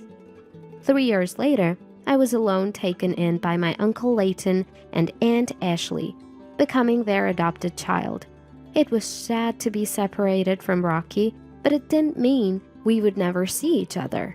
I was nervous about moving to a new home just as I had gotten used to living with my grandparents. However, Leighton and Ashley welcomed me as their own child. Let's gradually become a real family. For us, Samantha is already our daughter. It might be hard at first, but let's try to be open and talk about anything. I remember feeling deeply reassured by his words. I learned much later that Leighton and Ashley, unable to have children, had decided to adopt me after much discussion. Their home was a bit far from my grandparents, but a 30-minute bus ride was all it took, and I thought soon I could visit Rocky on my own. And so my life as Leighton and Ashley's daughter began. Being a biological parent and having a parental relationship aren't the same. At least, that's what I believe. One doesn't have to give birth to be a mother. A parent-child relationship can develop over time, through shared experiences and mutual affection. I learned this firsthand living with Leighton and Ashley. Though there's no blood relation between Leighton, Ashley, and me, we are undoubtedly parent and daughter, a family. I only shared this with close friends, and they were often surprised to hear we weren't biologically related. Some even praised me for growing up well despite my circumstances. But it was all due to Leighton and Ashley's love and patience. Initially, I couldn't fully open up to them, was sometimes willful, and even had a rebellious phase in hindsight. I'm truly grateful to them for accepting and facing these challenges with me. And now I wholeheartedly think of Leighton and Ashley as my parents. As an adult, I wanted to give back to them, even if just a little. So I joined Leighton's company, worked hard, and now serve as a supervisor. Rocky and I kept in touch regularly. Once we both had mobile phones, we exchanged messages and calls directly, and I sometimes visited him. However, our meetings dwindled after high school, and my messages were often met with brief replies. It seemed normal for siblings of the opposite sex to drift apart as they grew older. But like me, Rocky grew up well and remained kind-hearted under our grandparents' care. Though he must have felt lonely at times without parents, he never caused me much worry. Eventually, Rocky graduated from college and joined a renowned company, a source of great pride for our grandparents and me as his sister. Then, this year, when he turned 30, he surprisingly reached out first, wanting to introduce me to the woman he was going to marry. While I was happy for him, I also felt a bit upstaged. I regretted that our grandparents weren't around to share the joy. They would have been delighted. A few days later, Rocky brought his fiancée to meet Leighton, Ashley, and meet me at our home. Samantha, Leighton, Ashley, let me introduce you to Cameron, my fiancé, he said. Having lost our parents at a young age and then separated, our journey had been a challenging one. Seeing Rocky so happy and smiling, I couldn't help but feel like a mother to him. It amazed me that Rocky, once a small and cute little brother, was now introducing Cameron to us. This is my sister, Samantha. Thank you for coming today. I smiled at Cameron as I was introduced. Rocky, I'm so happy to see you after such a long time. You've become such a respectable man. Congratulations on your engagement. I'm so happy to meet you, Cameron. Thank you for coming. Leighton and Ashley also smiled and spoke to the couple. No, it's natural to attend a family meeting. I wanted to talk with Samantha too, she replied with a clear, smiling face. I had imagined her to be a quiet lady since she's the daughter of a business partner, but she seemed very composed. Rocky is a gentle, easygoing type, so maybe he matches well with a woman like her. She looked straight at me with determined eyes. That day, we introduced ourselves to each other and had a casual conversation with Leighton and Ashley over some cake. Samantha, are you single? Any plans for marriage? You're adopted by this family, aren't you? Don't you live alone?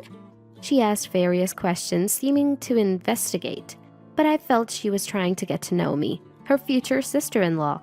I was pleased when she wanted to exchange contact information when leaving. Later, she contacted me to meet at a cafe, and I felt ticklish, thinking this is what it's like to have a sister. However, my lighthearted mood was about to be abruptly overturned. As we started drinking coffee face-to-face, Cameron began, I wanted to talk with Samantha alone today. Sure, thank you. It's just us girls here, so if you have any complaints about Rocky or anything hard to say, feel free to tell me. That's not what I want to talk about. Did she just sigh? I felt something off in the atmosphere and looked up, meeting her steady gaze. There's something I want you to promise before we get married. What could it be? The mention of a promise made me a little nervous, especially since her gaze was so intense. Samantha, you're an adopted child of that couple and single, right? Yes, that's right. I was surprised by her sudden question, but answered. Rocky is now a stranger to you, right? After getting married, please don't involve yourself with us. What? I was so shocked that I let out a foolish sound. We won't invite you to the wedding since you're a stranger. What? Wait, just a minute. What is she saying?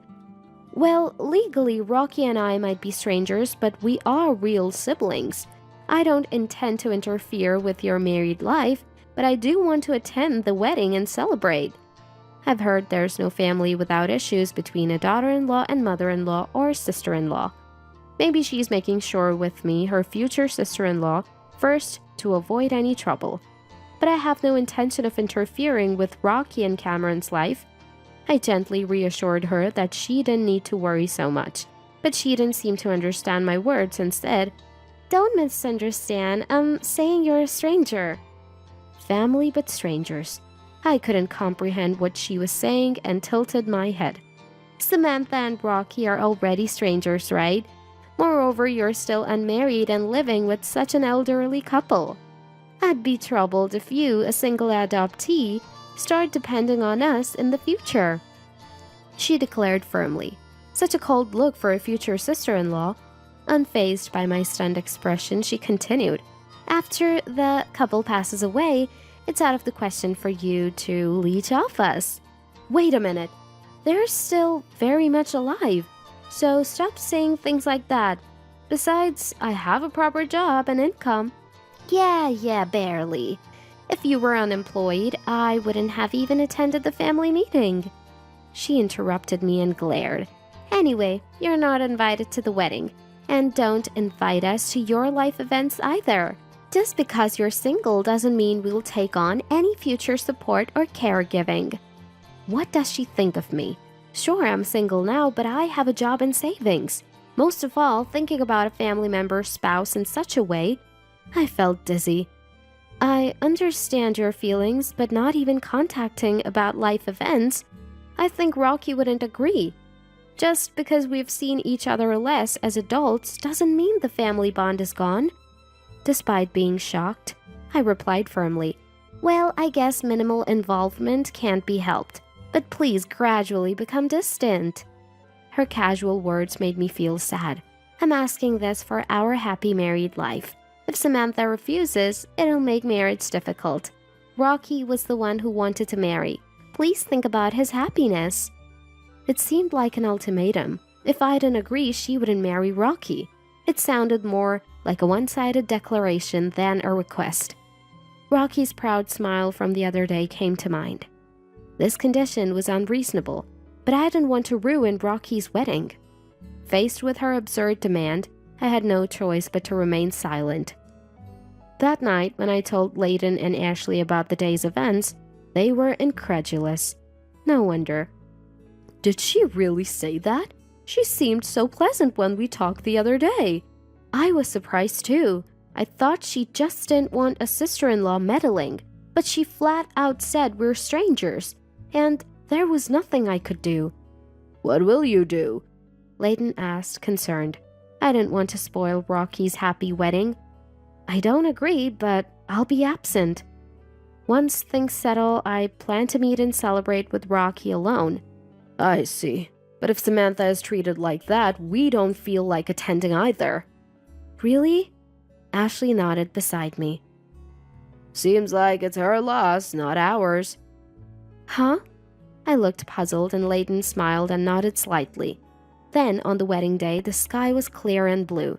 I should have been there to witness Rocky's happiest moment, but it couldn't be helped. Then my mobile phone rang.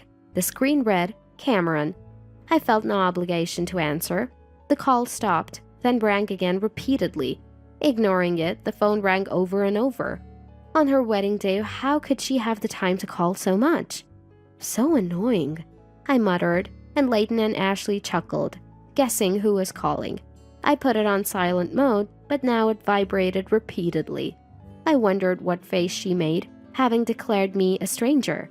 Eventually, the phone quieted down, but my call log was filled with Cameron's name, almost like a stalker. I found it funny. There were several voicemail messages, but I had no desire to listen. That afternoon, while enjoying snacks with Layton and Ashley, the doorbell rang insistently. When I went to the door, Cameron barged in furiously. Why didn't you answer the phone? Do you know how many times I called? Isn't it your wedding day? What do you want at a stranger's house?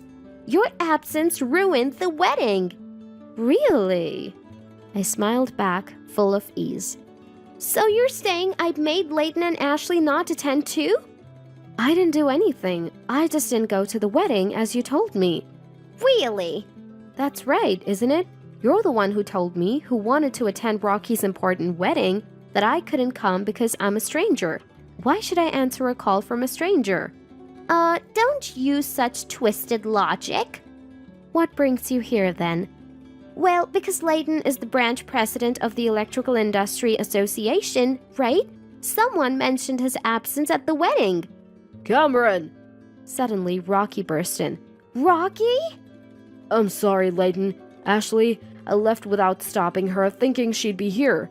Samantha, I'm sorry too. I didn't know anything. What happened? I was told by Cameron that Samantha wouldn't attend. She said she had to meet her boyfriend's parents on this day and couldn't tell me. I thought it couldn't be helped. Huh. Quite a convincing lie she had prepared as a reason for me not attending Rocky's wedding. I'm almost impressed. Then today, when attendees learned Layton was absent, they asked why the chief guest was missing. Someone close to Layton said because Samantha refused attendance, the branch president also did not attend. Moreover, Samantha is the groom's real sister. What does this mean? Cameron's parents were shocked. We didn't know about this, they said. Then it all spiraled into a big commotion with relatives and the other guests. I guess the wedding turned into chaos, whether it was expected or not. Cameron, who had been listening to Rocky with clenched lips, glared at me again. It's your fault. I was criticized as cruel and inhuman. If only you had answered the phone and come to the wedding, you heartless person. Who's the heartless one, I wonder? Layton, who had been quietly observing, stood up and spoke. I decided not to attend on my own. Samantha actually wanted to attend for Rocky's sake. Really? I'm a business owner and currently serve as the branch president of the Electrical Industry Association. I have relationships with Rocky's major manufacturer and your father's parts factory, but you've ruined this connection. Such discourtesy will become known, and it'll not only affect your position, but also your father's company. Oh! By the way, Samantha is now a chief officer in our company. She's studying technology and management every day and is indispensable. She's been the secretary of the Electrical Industry Association for 2 years now, so she has a considerable network in the industry. What? Cameron, who had looked down on me as a single poor nuisance, was shocked. Indeed, these siblings lost their real parents when they were young. It's a sad story, sadder than we can imagine. Layton continued in a calm, dignified voice. But Samantha has bravely forged ahead in life. You, who judged her unilaterally as an adoptee and single are far more than foolish. Cameron had no comeback. She didn't have the words to argue with Leighton. She turned her anger back on me. This liar! If I knew this person was important and rich, I would have let you attend the wedding. Enough already, I said firmly to her, who still couldn't say anything but that. I tried to talk about my work, but you didn't listen, did you? Everyone introduced themselves on the day of the family meeting. You only remembered that I was single and an adoptee. You end up in such situations because you judge people only by their titles and appearances. I'm not here because I can't afford to live alone, but because I want to be with my parents, Leighton and Ashley. What? We're family. Now, stranger, please leave. Wait, if you don't mediate, I'll be the bad guy. Do something, sister. I'm not your sister. I'm a stranger. I smiled and corrected her. He's my cute little brother's fiancé, so you're like a sister. Stubborn, aren't you? Take responsibility for what you said. If you smooth things over, I'll take back what I said before. There's nothing I can do as a stranger. Wait, what? Then, goodbye. Wait, don't go like that! Come on, let's go. I still have a lot of questions for you. Cameron, still protesting, was forcibly taken away by Rocky. After that, Rocky and Cameron's wedding was called off midway, and Cameron was billed for the cancellation fees. She complained it was unfair, but her parents accepted it was their daughter's fault. Her father's company, though she was a president's daughter, was just a small factory. Maintaining relations with Rocky's major company and the Electrical Industry Association, where Leighton served as branch president, was vital for the survival of their business. Now, due to her actions, her parents were busy apologizing. Of course, she was scolded severely for causing such a situation and wasn't even allowed to return home. She tried to stay with friends, but after the wedding fiasco, they distanced themselves and no one was willing to help. Rocky came to apologize for what happened. It turns out she only liked me because I work at a big company and have no parents, so I'm not a hassle. And treating Samantha like a nuisance, I hate that I couldn't see through her. We all cheered up the downcast Rocky together with Leighton and Ashley. It's good that the marriage certificate wasn't issued yet. She was pretty, and if she hid her true nature in front of you, it's no wonder you were deceived. Rocky is too kind. It's unfortunate about her, but you'll surely find someone who truly loves you. Really? Here, Rocky, your favorite sweets from that shop. Let's have some coffee. This incident seemed to have brought me closer to Rocky, whom I hadn't seen much since we became adults. I realized I had been neglecting to keep in touch with Rocky too. The reason for our reunion was his marriage announcement, so in that sense, I guess I should be thankful to her. Watching Rocky talk with Leighton and Ashley just like a real family, I thought about this. Friends, lovers, family. Maybe we tend to take those closest to us for granted and forget to care for them over time. I want to cherish and protect this happiness, taking care of the important people in my life. Are your loved ones doing well? Oh, sorry. I thought you were going through trash. With that, Emma showed a triumphant smile, unaware she was making a mistake that would end her life. My name is Sally. I'm 32 years old. I work as a seamstress at a TV and film studio, fixing costumes. The costumes at the studio are diverse, ranging from extravagant period pieces to everyday clothes used in contemporary shows. I alter the designs to fit the era and size them to fit the actors, repairing any wear and tear from filming. My daily work involves handling clothes using sewing machines and irons. My actual specialty is sewing. Though my main job is to fix clothes, I'm also skilled at creating garments from scratch. Since I was young, I learned needlework by watching my mother. That's why I consider this job my true calling.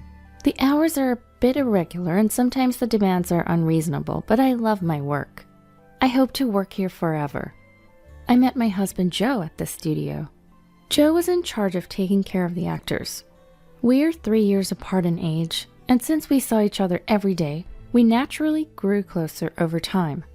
2 years after we met, amidst our busy schedules, we eventually got married. We began our new life together. But just as the new life started, my mother suddenly fell ill and passed away, forcing Joe and I to postpone our wedding. Originally, we had planned a simple ceremony at a local church with just family, but the delay prompted us to save up for a proper wedding and honeymoon. Given our irregular work schedules, we thought it wasteful to rent a house just to sleep in. So to save for the wedding and honeymoon, Joe and I started living with his mother, Emma, at his family home. I lost my father early, and coincidentally, Joe had the same experience. My mother was the only surviving parent, and Joe worried about his mother living alone.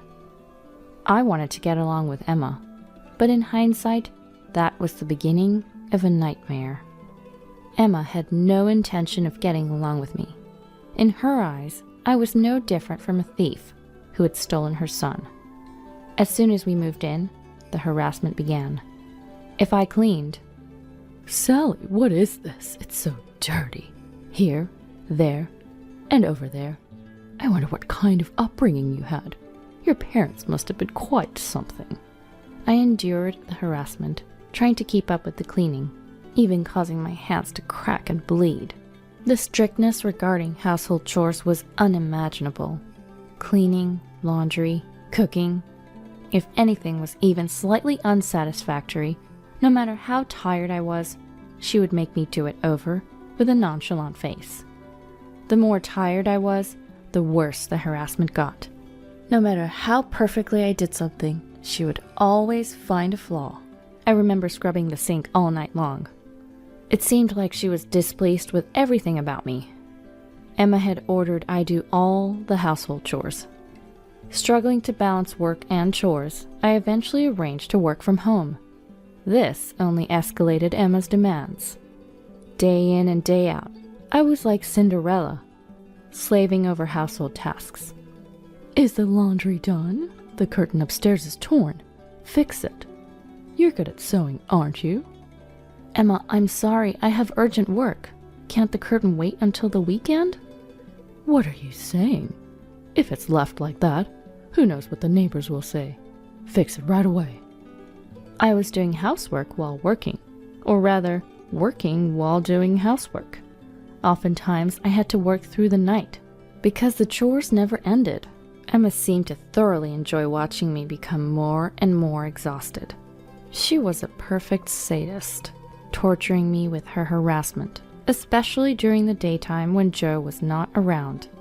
The relationship between Emma and I was like that of an owner and a maid. I did all the housework. I had pride and couldn't easily confide in Joe. I did my best to fulfill my role, but more than the physical strain of the chores, there was something even more mentally taxing. Occasionally, Emma would invite neighbors over for lunch, and those were truly like hell. Emma was even harsher in front of the neighbors. From their conversation, I could hear them bad-mouthing me. "Seriously, she's such a terrible daughter-in-law. I have to educate her every single day.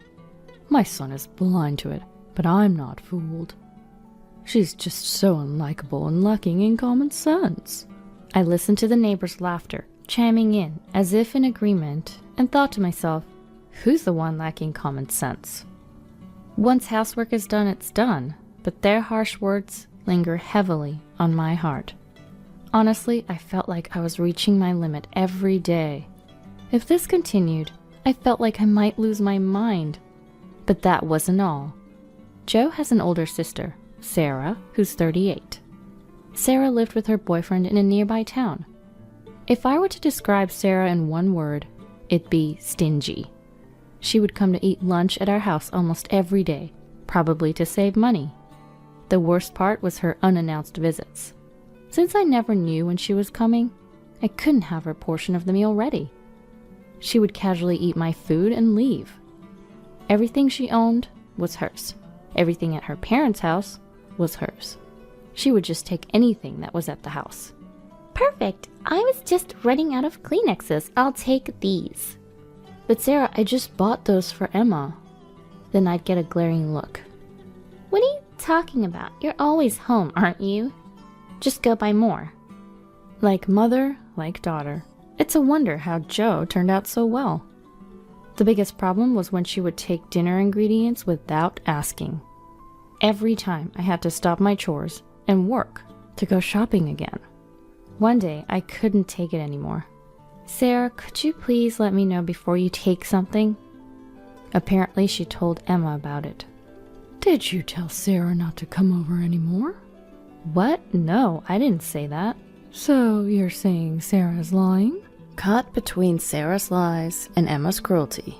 Emma alone would be hell. But when you put the two of them together, the mental burden continued.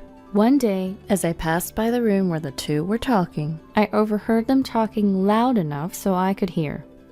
It's like having a free maid. How nice. I'm jealous. Send her to my house too. Maid? Am I not a daughter-in-law? I had thought of myself as a maid, but hearing it said out loud was unbearable. Something inside me snapped. That night, I finally poured out my feelings to Joe. I can't do this anymore. I've been patient, but I can't live with Emma any longer. Please, I want to live somewhere else. After a moment of silence, Joe said, Okay, we've saved enough money. Let's move out soon. Really? I'll start looking for a place right away. Tears of relief streamed down my face. Unbeknownst to us, Emma was standing right outside our room. We had no idea this would lead to her bizarre behavior later on. From that day on, the days that had been so oppressive suddenly began to shine. I had one dream. I wanted to wear a wedding dress I made myself for my wedding. After all, sewing was my profession. After talking with Joe, filled with motivation, I immediately ordered a large amount of fabric online. I decided to focus on making the dress as my new purpose. That's what I decided. I started sewing the dress secretly in my room, away from Emma and Sarah. But one day, Sarah, who often dropped by unannounced, caught me.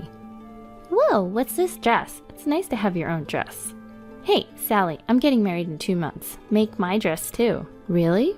Yes, renting is just a waste of money. I want to keep costs low for the wedding, so please. Typical Sarah, always looking to save money. I hesitated but agreed to make it since she would cover the material costs. I started making Sarah's dress first, as our wedding was still far off. Sarah told me, Keep this a secret from Mom. I was asked. It seemed she planned to tell Emma she was renting the dress and get financial support from her. Whatever material costs she paid me, she was determined to recoup. Stinginess to this extent is almost impressive. I even talked to Joe about this situation. His response was, Sis never backs down once she decides something. I'm sorry, but it would really help if you could make it for her. I was asked. Feeling positive, I answered with a smile. Leave it to me. I'll do my best. I was getting paid, so I felt motivated. I thought of it as practice for making my own dress without spending on materials. I also had a little bit of hope that this might improve my relationship with Sarah. So I immersed myself in dressmaking between housework and my main job. Even Emma seemed to realize what I was up to. She occasionally peeked into my room. Sarah's wedding was approaching fast, and the dress was nearly complete. Then one day, Emma appeared in my room with a smile. You're working hard again today, aren't you tired? Yes, a bit. Her sudden change in demeanor was unsettling. I'm going to make some coffee. Why don't you take a break? Really? That would be great, thank you. No worries at all. I'll bring it to you later. Thank you very much, I appreciate it. As Emma left humming, I felt a strange unease. Emma making coffee for me? That's never happened before. Could it be something more sinister? Different thoughts raced through my mind, but there was no point worrying. I decided to get back to work. I was just adding the final touches of lace. The end was in sight. Despite it being Sarah's dress, I found myself putting love into it. Suddenly I smelled coffee. Emma knocked on the door. Sally, may I come in? What is it? The next moment I was shocked. Emma entered with a tray piled high with cups and saucers, all filled with coffee. Emma, wait! It wasn't just for two. It looked like she was preparing for a party. The tray was so heavy her arms trembled, as I instinctively moved to stop her from entering further. Oops. Emma pretended to trip. The sound of cups breaking and coffee splashing everywhere filled the room. For a moment, I couldn't comprehend what happened. Everything felt like slow motion.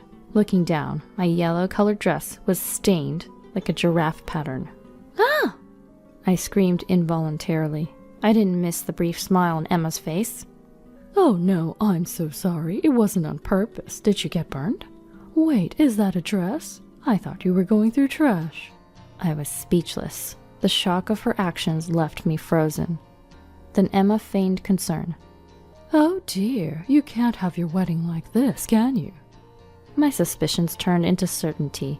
Emma was trying to sabotage our wedding. Her plan was to ruin our plans to move out after the wedding. But I couldn't afford to be angry now. I rushed to the bathroom with the stained dress. I frantically rinsed the coffee off.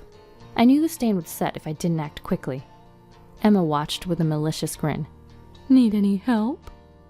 No, I'm fine, I replied coldly. I was in anger and panic. Then someone appeared behind Emma. What's this? Are you bullying Sally again? It was Sarah. No, I just accidentally spilled coffee on her dress, Emma said with apparent enjoyment. This was bad, but the situation took an unexpected turn. What? Are you serious? That's my dress. Wait, what? Emma was speechless. Yours, Sarah? What do you mean? I can't believe this. I had her make my dress. What am I going to do? My wedding is in 2 weeks. Emma was panicking like I'd never seen before. There's no way While listening to their ridiculous exchange, I continued to wash the dress I had been working on for months for my sister-in-law. As I washed the dress, I thought to myself, I hadn't told anyone I was making the dress for Sarah, so Emma must have thought the dress was for me. She wouldn't have deliberately spilled coffee otherwise. If she had known it was for Sarah, there'd be no reason to ruin it. Joe and I planned to leave this dreaded family home after the wedding. To Emma, I was always the thief cat who stole her beloved son. She couldn't bear the thought of the woman she saw as a mere maid taking her son away. She thought by sabotaging our wedding, her son would stay home. Such petty thoughts led to her bizarre actions. Sarah was furious, blaming Emma and attacking her. How could you do this? Everything is ruined. I can't believe my own mother would destroy my wedding. I'm sorry, Sarah. Please forgive me. I didn't know it was your dress. You don't think I did it on purpose, do you? Emma finally spoke her true feelings. While listening, I pretended not to hear and continued washing the dress. Then, so, you thought it was Sally's dress and deliberately stained it. A man's voice echoed. Everyone turned around at once. Oh, Joe, when did you get here? So that's what happened, Mom? Joe stood there with an indescribable expression. I was so focused on washing the dress and listening to their argument that I hadn't noticed Joe's arrival at the perfect moment. He had been silently observing the ugly quarrel between his mother and sister. Joe slowly began to speak, looking utterly disappointed. You saw Sally working hard on that dress every night, and yet you deliberately stained it. That's truly despicable. It's not like that. Don't make excuses, Joe shouted. Emma and Sarah were taken aback. Emma, in particular, had probably never imagined being yelled by her son she cherished so much. Joe continued calmly, yet sadly. I'm disappointed, Mom. Sally had been enduring your attitude all this time, and we both hoped that one day you might change. Sally was patient for my sake, because you're my mom. Hearing this, I felt tears welling up. I had somewhat seen Joe as indecisive and too submissive to his mother, but that was a complete misconception. Before me stood a man determined to protect the woman he loved. Joe's firm stance, though out of place in the situation, made me fall for him all over again. He continued addressing Emma. And it all comes down to this? I can't just overlook it. Mom, sorry, but Sally and I are leaving this place as soon as possible. I plan to stay here until the wedding for your sake, but I can't stay any longer. This time it was just a dress, but who knows if Sally could be in danger next time. It'll be too late then, Mom. Danger? I would never put her in danger. How can you even say that after ruining Sally's hard work so casually? Joe's anger was palpable, but this was his mother. Instead of using abusive language or an overbearing attitude, Joe quietly vented his anger on Emma. His expression was something I had never seen before, anger mixed with an indescribable sadness. He was denying everything about his mother who had always doted on him. Emma seemed deeply affected. She was speechless, reduced to tears. Emma, who was usually quick to aggressive remarks, was now crying. Sarah was also stunned, alternating her gaze between Joe and Emma. Later, Sarah canceled her wedding. Since it was so close to the date, she was not getting any of her money back. It's not my fault at all. Emma was the one who paid for it, so Sarah wasn't losing any money. Emma seemed to finally regret her thoughtless harassment that had spiraled out of control. The shock of being scolded by her son also left her quite weakened. But the issue wasn't confined to our house. Sarah's sudden cancellation angered her boyfriend and his family. Eventually, Sarah ended up breaking up with him. Emma was continually blamed by Sarah for this outcome. After we left the family home, Emma occasionally contacted us. She was asking for money. One reason she didn't want us to leave was the financial aspect. While living together, we contributed to the household expenses. But Emma had no income apart from her pension. It seemed she had been relying on our money. However, every time Emma called asking for money, Joe refused. "Mom, why don't you work? There are plenty of jobs out there. We need to be independent, you and us. Please, leave us alone." Emma pleaded not to be abandoned, but Joe remained firm. His resolve seemed to stem from a sense of duty. Later, Emma started working as a janitor. Her strictness with cleaning seemed to fit the job, which was ironically a bit amusing. Sarah, after breaking up with her boyfriend and moving out of their apartment, returned to live with Emma. She completely stopped working, relying on Emma's part-time income and pension. I saw her once, and she was unrecognizably overweight. Joe and I moved into an apartment and are enjoying our new, happy life. There's no one here to make snide remarks or be sarcastic. Our life now is so blissful compared to our time in that dysfunctional family home. We've finally set a date for our wedding. We decided on a small ceremony with just friends and colleagues, and chose not to invite Emma and Sarah. We didn't want any disturbances, especially considering both are in a dark place right now. But that's just how it has to be. They brought it upon themselves. I've started making a new dress for the big day. It's gonna be much more beautiful than the one that ended up with a giraffe pattern. My name is Harper. I'm 28 years old and run a leather shop. I married Lucas, a customer who ordered a wallet for my workshop 4 years ago. We have 3 children, Oliver, 14, and Mason, 12, Lucas's sons from a previous marriage, and Noah, our 3-year-old. Lucas owns a pizzeria. I heard his first marriage didn't work out due to his ex-wife's infidelity. I don't regret marrying him, but I'm really struggling with his 2 older boys. They just haven't been taught basic manners. Things like table manners and folding their clothes neatly. I've tried teaching them, but they don't listen, not seeing me as their mother. Thankfully, there's no sibling rivalry, as they both adore our youngest, Noah. Oliver and Mason eat a lot, so it's helpful when they play with Noah while I'm cooking. But beyond that, they seem to harbor some hostility towards me. Their speech and thought patterns are just like their father, Lucas. I thought I was marrying a reliable leader before our wedding, but he became more commanding after we tied the knot. He must have always been self-centered. Since Lucas talks to me in such a manner, the kids probably think it's acceptable. Lucas comes home late, so the kids eat dinner before him. I'm teaching Noah how to use a fork and spoon, but Oliver and Mason complain about it. "Noah, you don't need to learn the correct way. As long as you can eat, it's fine." "That's right, you can't eat like me with any style." This makes it hard for Noah to practice. For Noah, holding it correctly looks cooler. In private, I encourage him, and we continue practicing slowly. However, the one thing the kids look forward to is Parents' Day at school. They seem proud to have a young mom. They check what I'll wear and how my hair will be styled for Parents' Day. After it's over, they wait for me and make a show of our close relationship, but in a soft voice. We call you Mom, but we don't consider you our mother, they always say. I reply, okay, I'll keep trying until you accept me. I plan to raise them equally with Noah. Lately, Oliver, maybe in his rebellious phase, seems to disdain me, almost like he sees me as a servant. I feel a growing distance between us. Initially, I tolerated it, as typical teenage behavior, but it became too much, so I talked to Lucas. Hey, Oliver's defiance is getting out of hand. Am I supposed to do something about it? He replied, showing his usual disinterest. Frustrated by his attitude, I still insisted he take it seriously, as it's about his son and our family.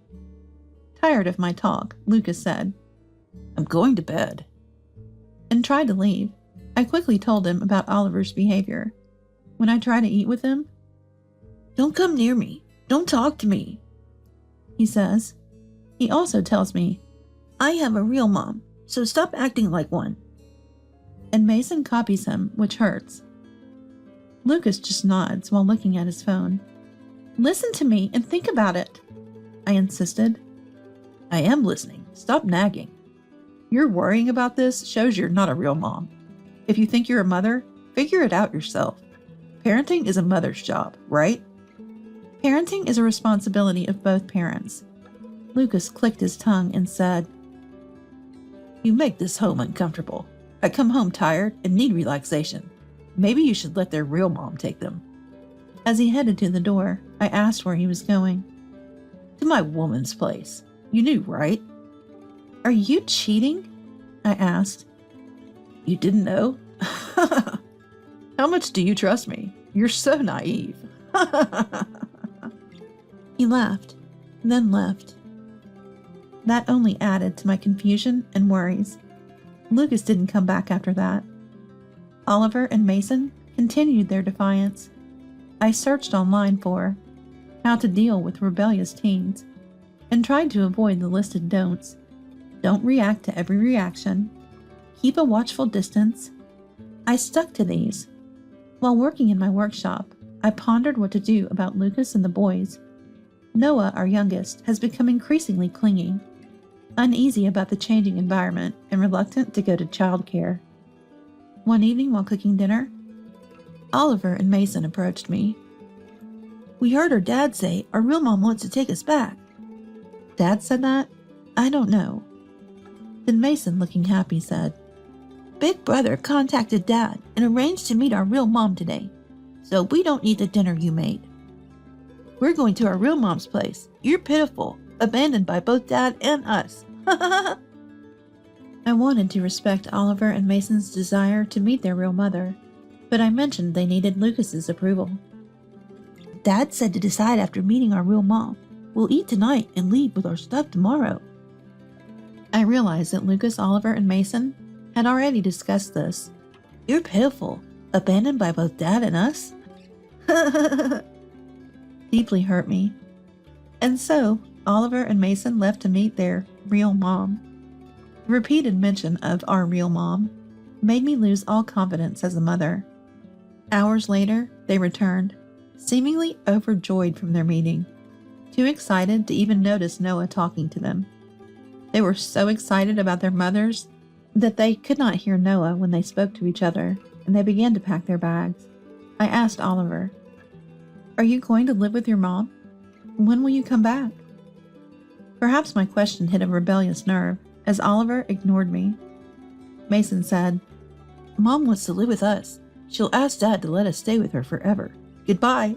I contacted Lucas, likely living with his affair partner, to ask if he knew and consented to the boys living with their mother. Lucas revealed that his ex-wife had long wanted the kids back, and he thought it was best to let them choose. Feeling everyone involved wanted this, I told Lucas. Understood, I said. When I spoke to Lucas after a long time, he was calm. I wanted to confront him about living with his affair partner and our future. Lucas' response was, "Oh, I was planning to come home and talk about this. I'm living with her now. She's pregnant, so I'm taking responsibility. Let's get divorced." "Pregnant? Divorce?" I was overwhelmed by loneliness. My cherished family had long been broken. To Lucas, Oliver, Mason, and even their mother, I was just disposable. My mind went blank, tears uncontrollably flowing.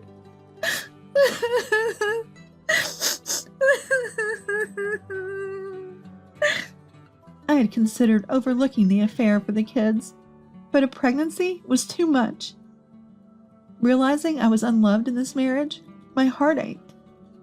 For hours, my memory was a blur, filled with tears. I tried to stand, but my ears rang, muffling all sounds. Thankfully, during this time, Noah had stayed by my side, asleep holding my hand.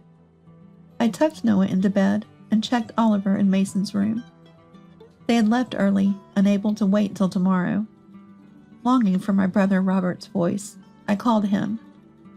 Robert had opposed my marriage to Lucas till the end. I expected reprimand. That's why I opposed to it back then. But just wanted to hear his voice. I broke down before Robert even answered. When he did, I couldn't speak through my sobs.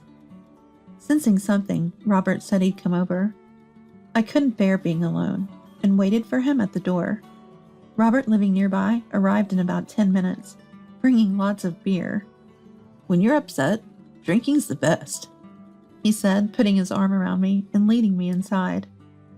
He went into the kitchen, checked the fridge, and started cooking with what was available. "Stop crying before the food's ready. You'll make everything too salty," he joked, trying to cheer me up.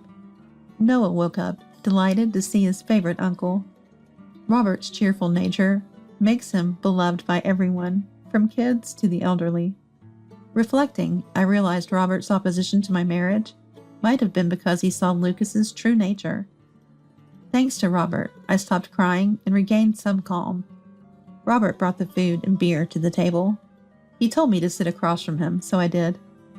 Noah naturally sat on Robert's lap, being affectionate.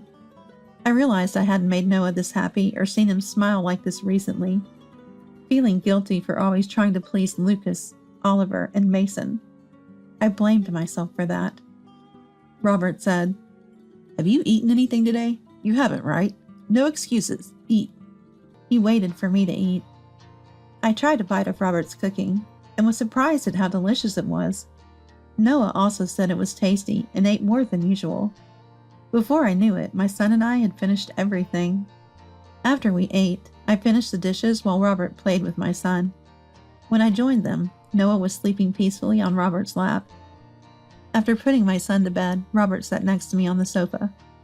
"So what happened? Tell me," and asked. I told him everything that was in my heart, and he listened intently, nodding. After I finished, Robert asked, "Is that everything?" "That's what I hear."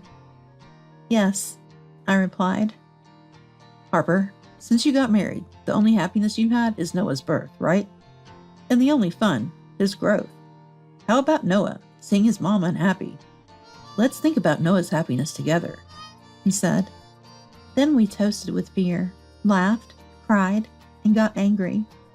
With Robert's help, I decided to move forward. When I woke up in the morning, I was in bed with Noah.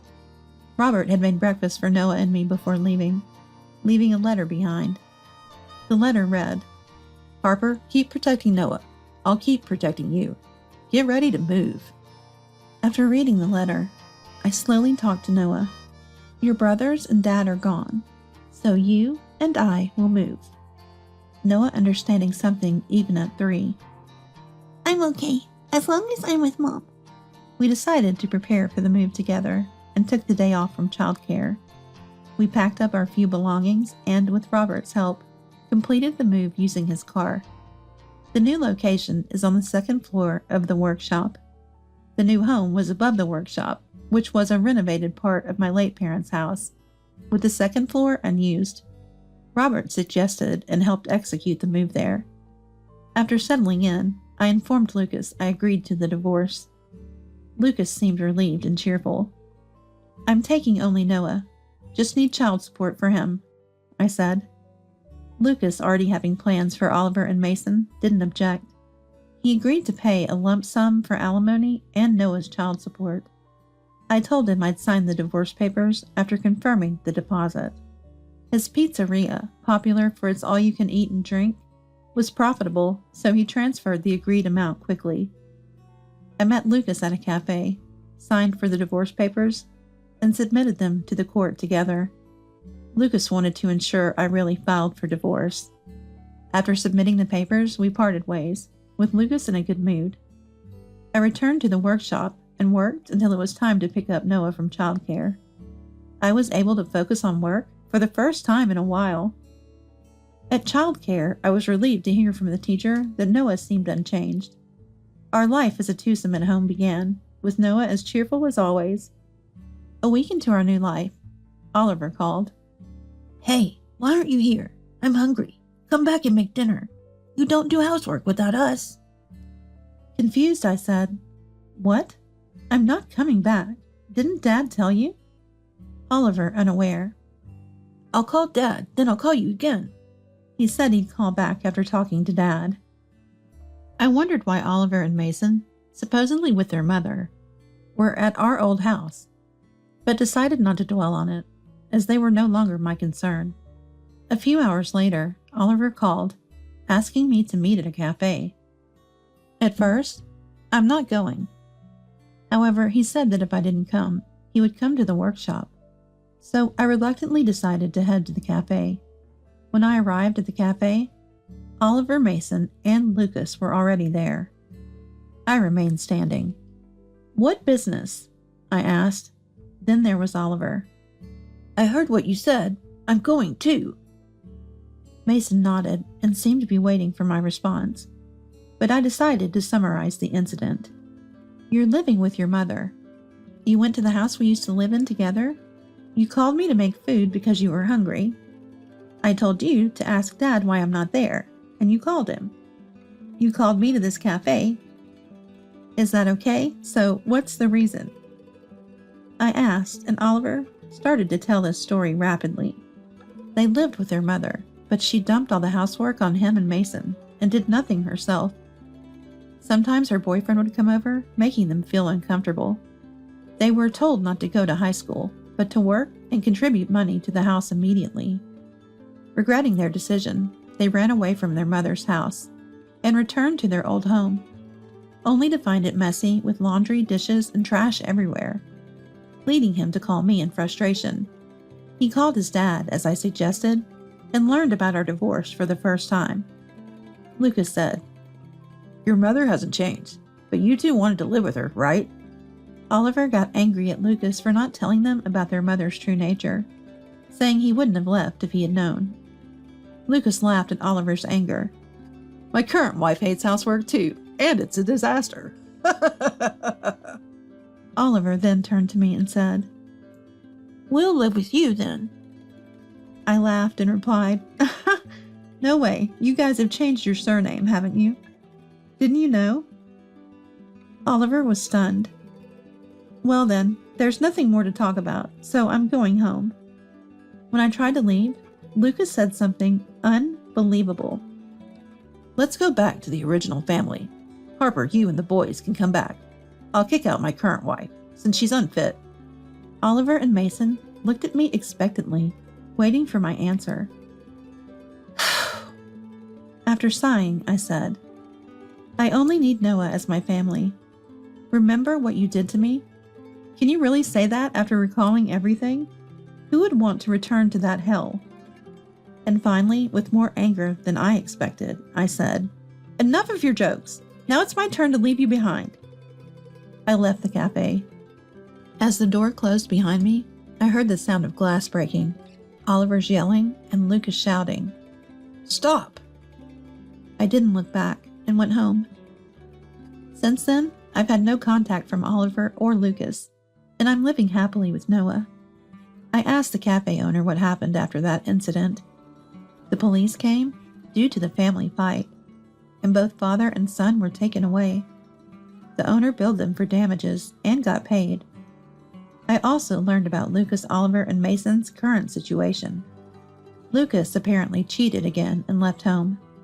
He ran his business poorly, causing food poisoning, and had to close down. Oliver and Mason went back to their mother. Lucas's new wife, who was after his money, disappeared when the money ran out. Her pregnancy was a lie. Thinking about how I was once part of such a troubled family makes me shudder. I could only be grateful to Robert for rescuing us. Thank you, Robert.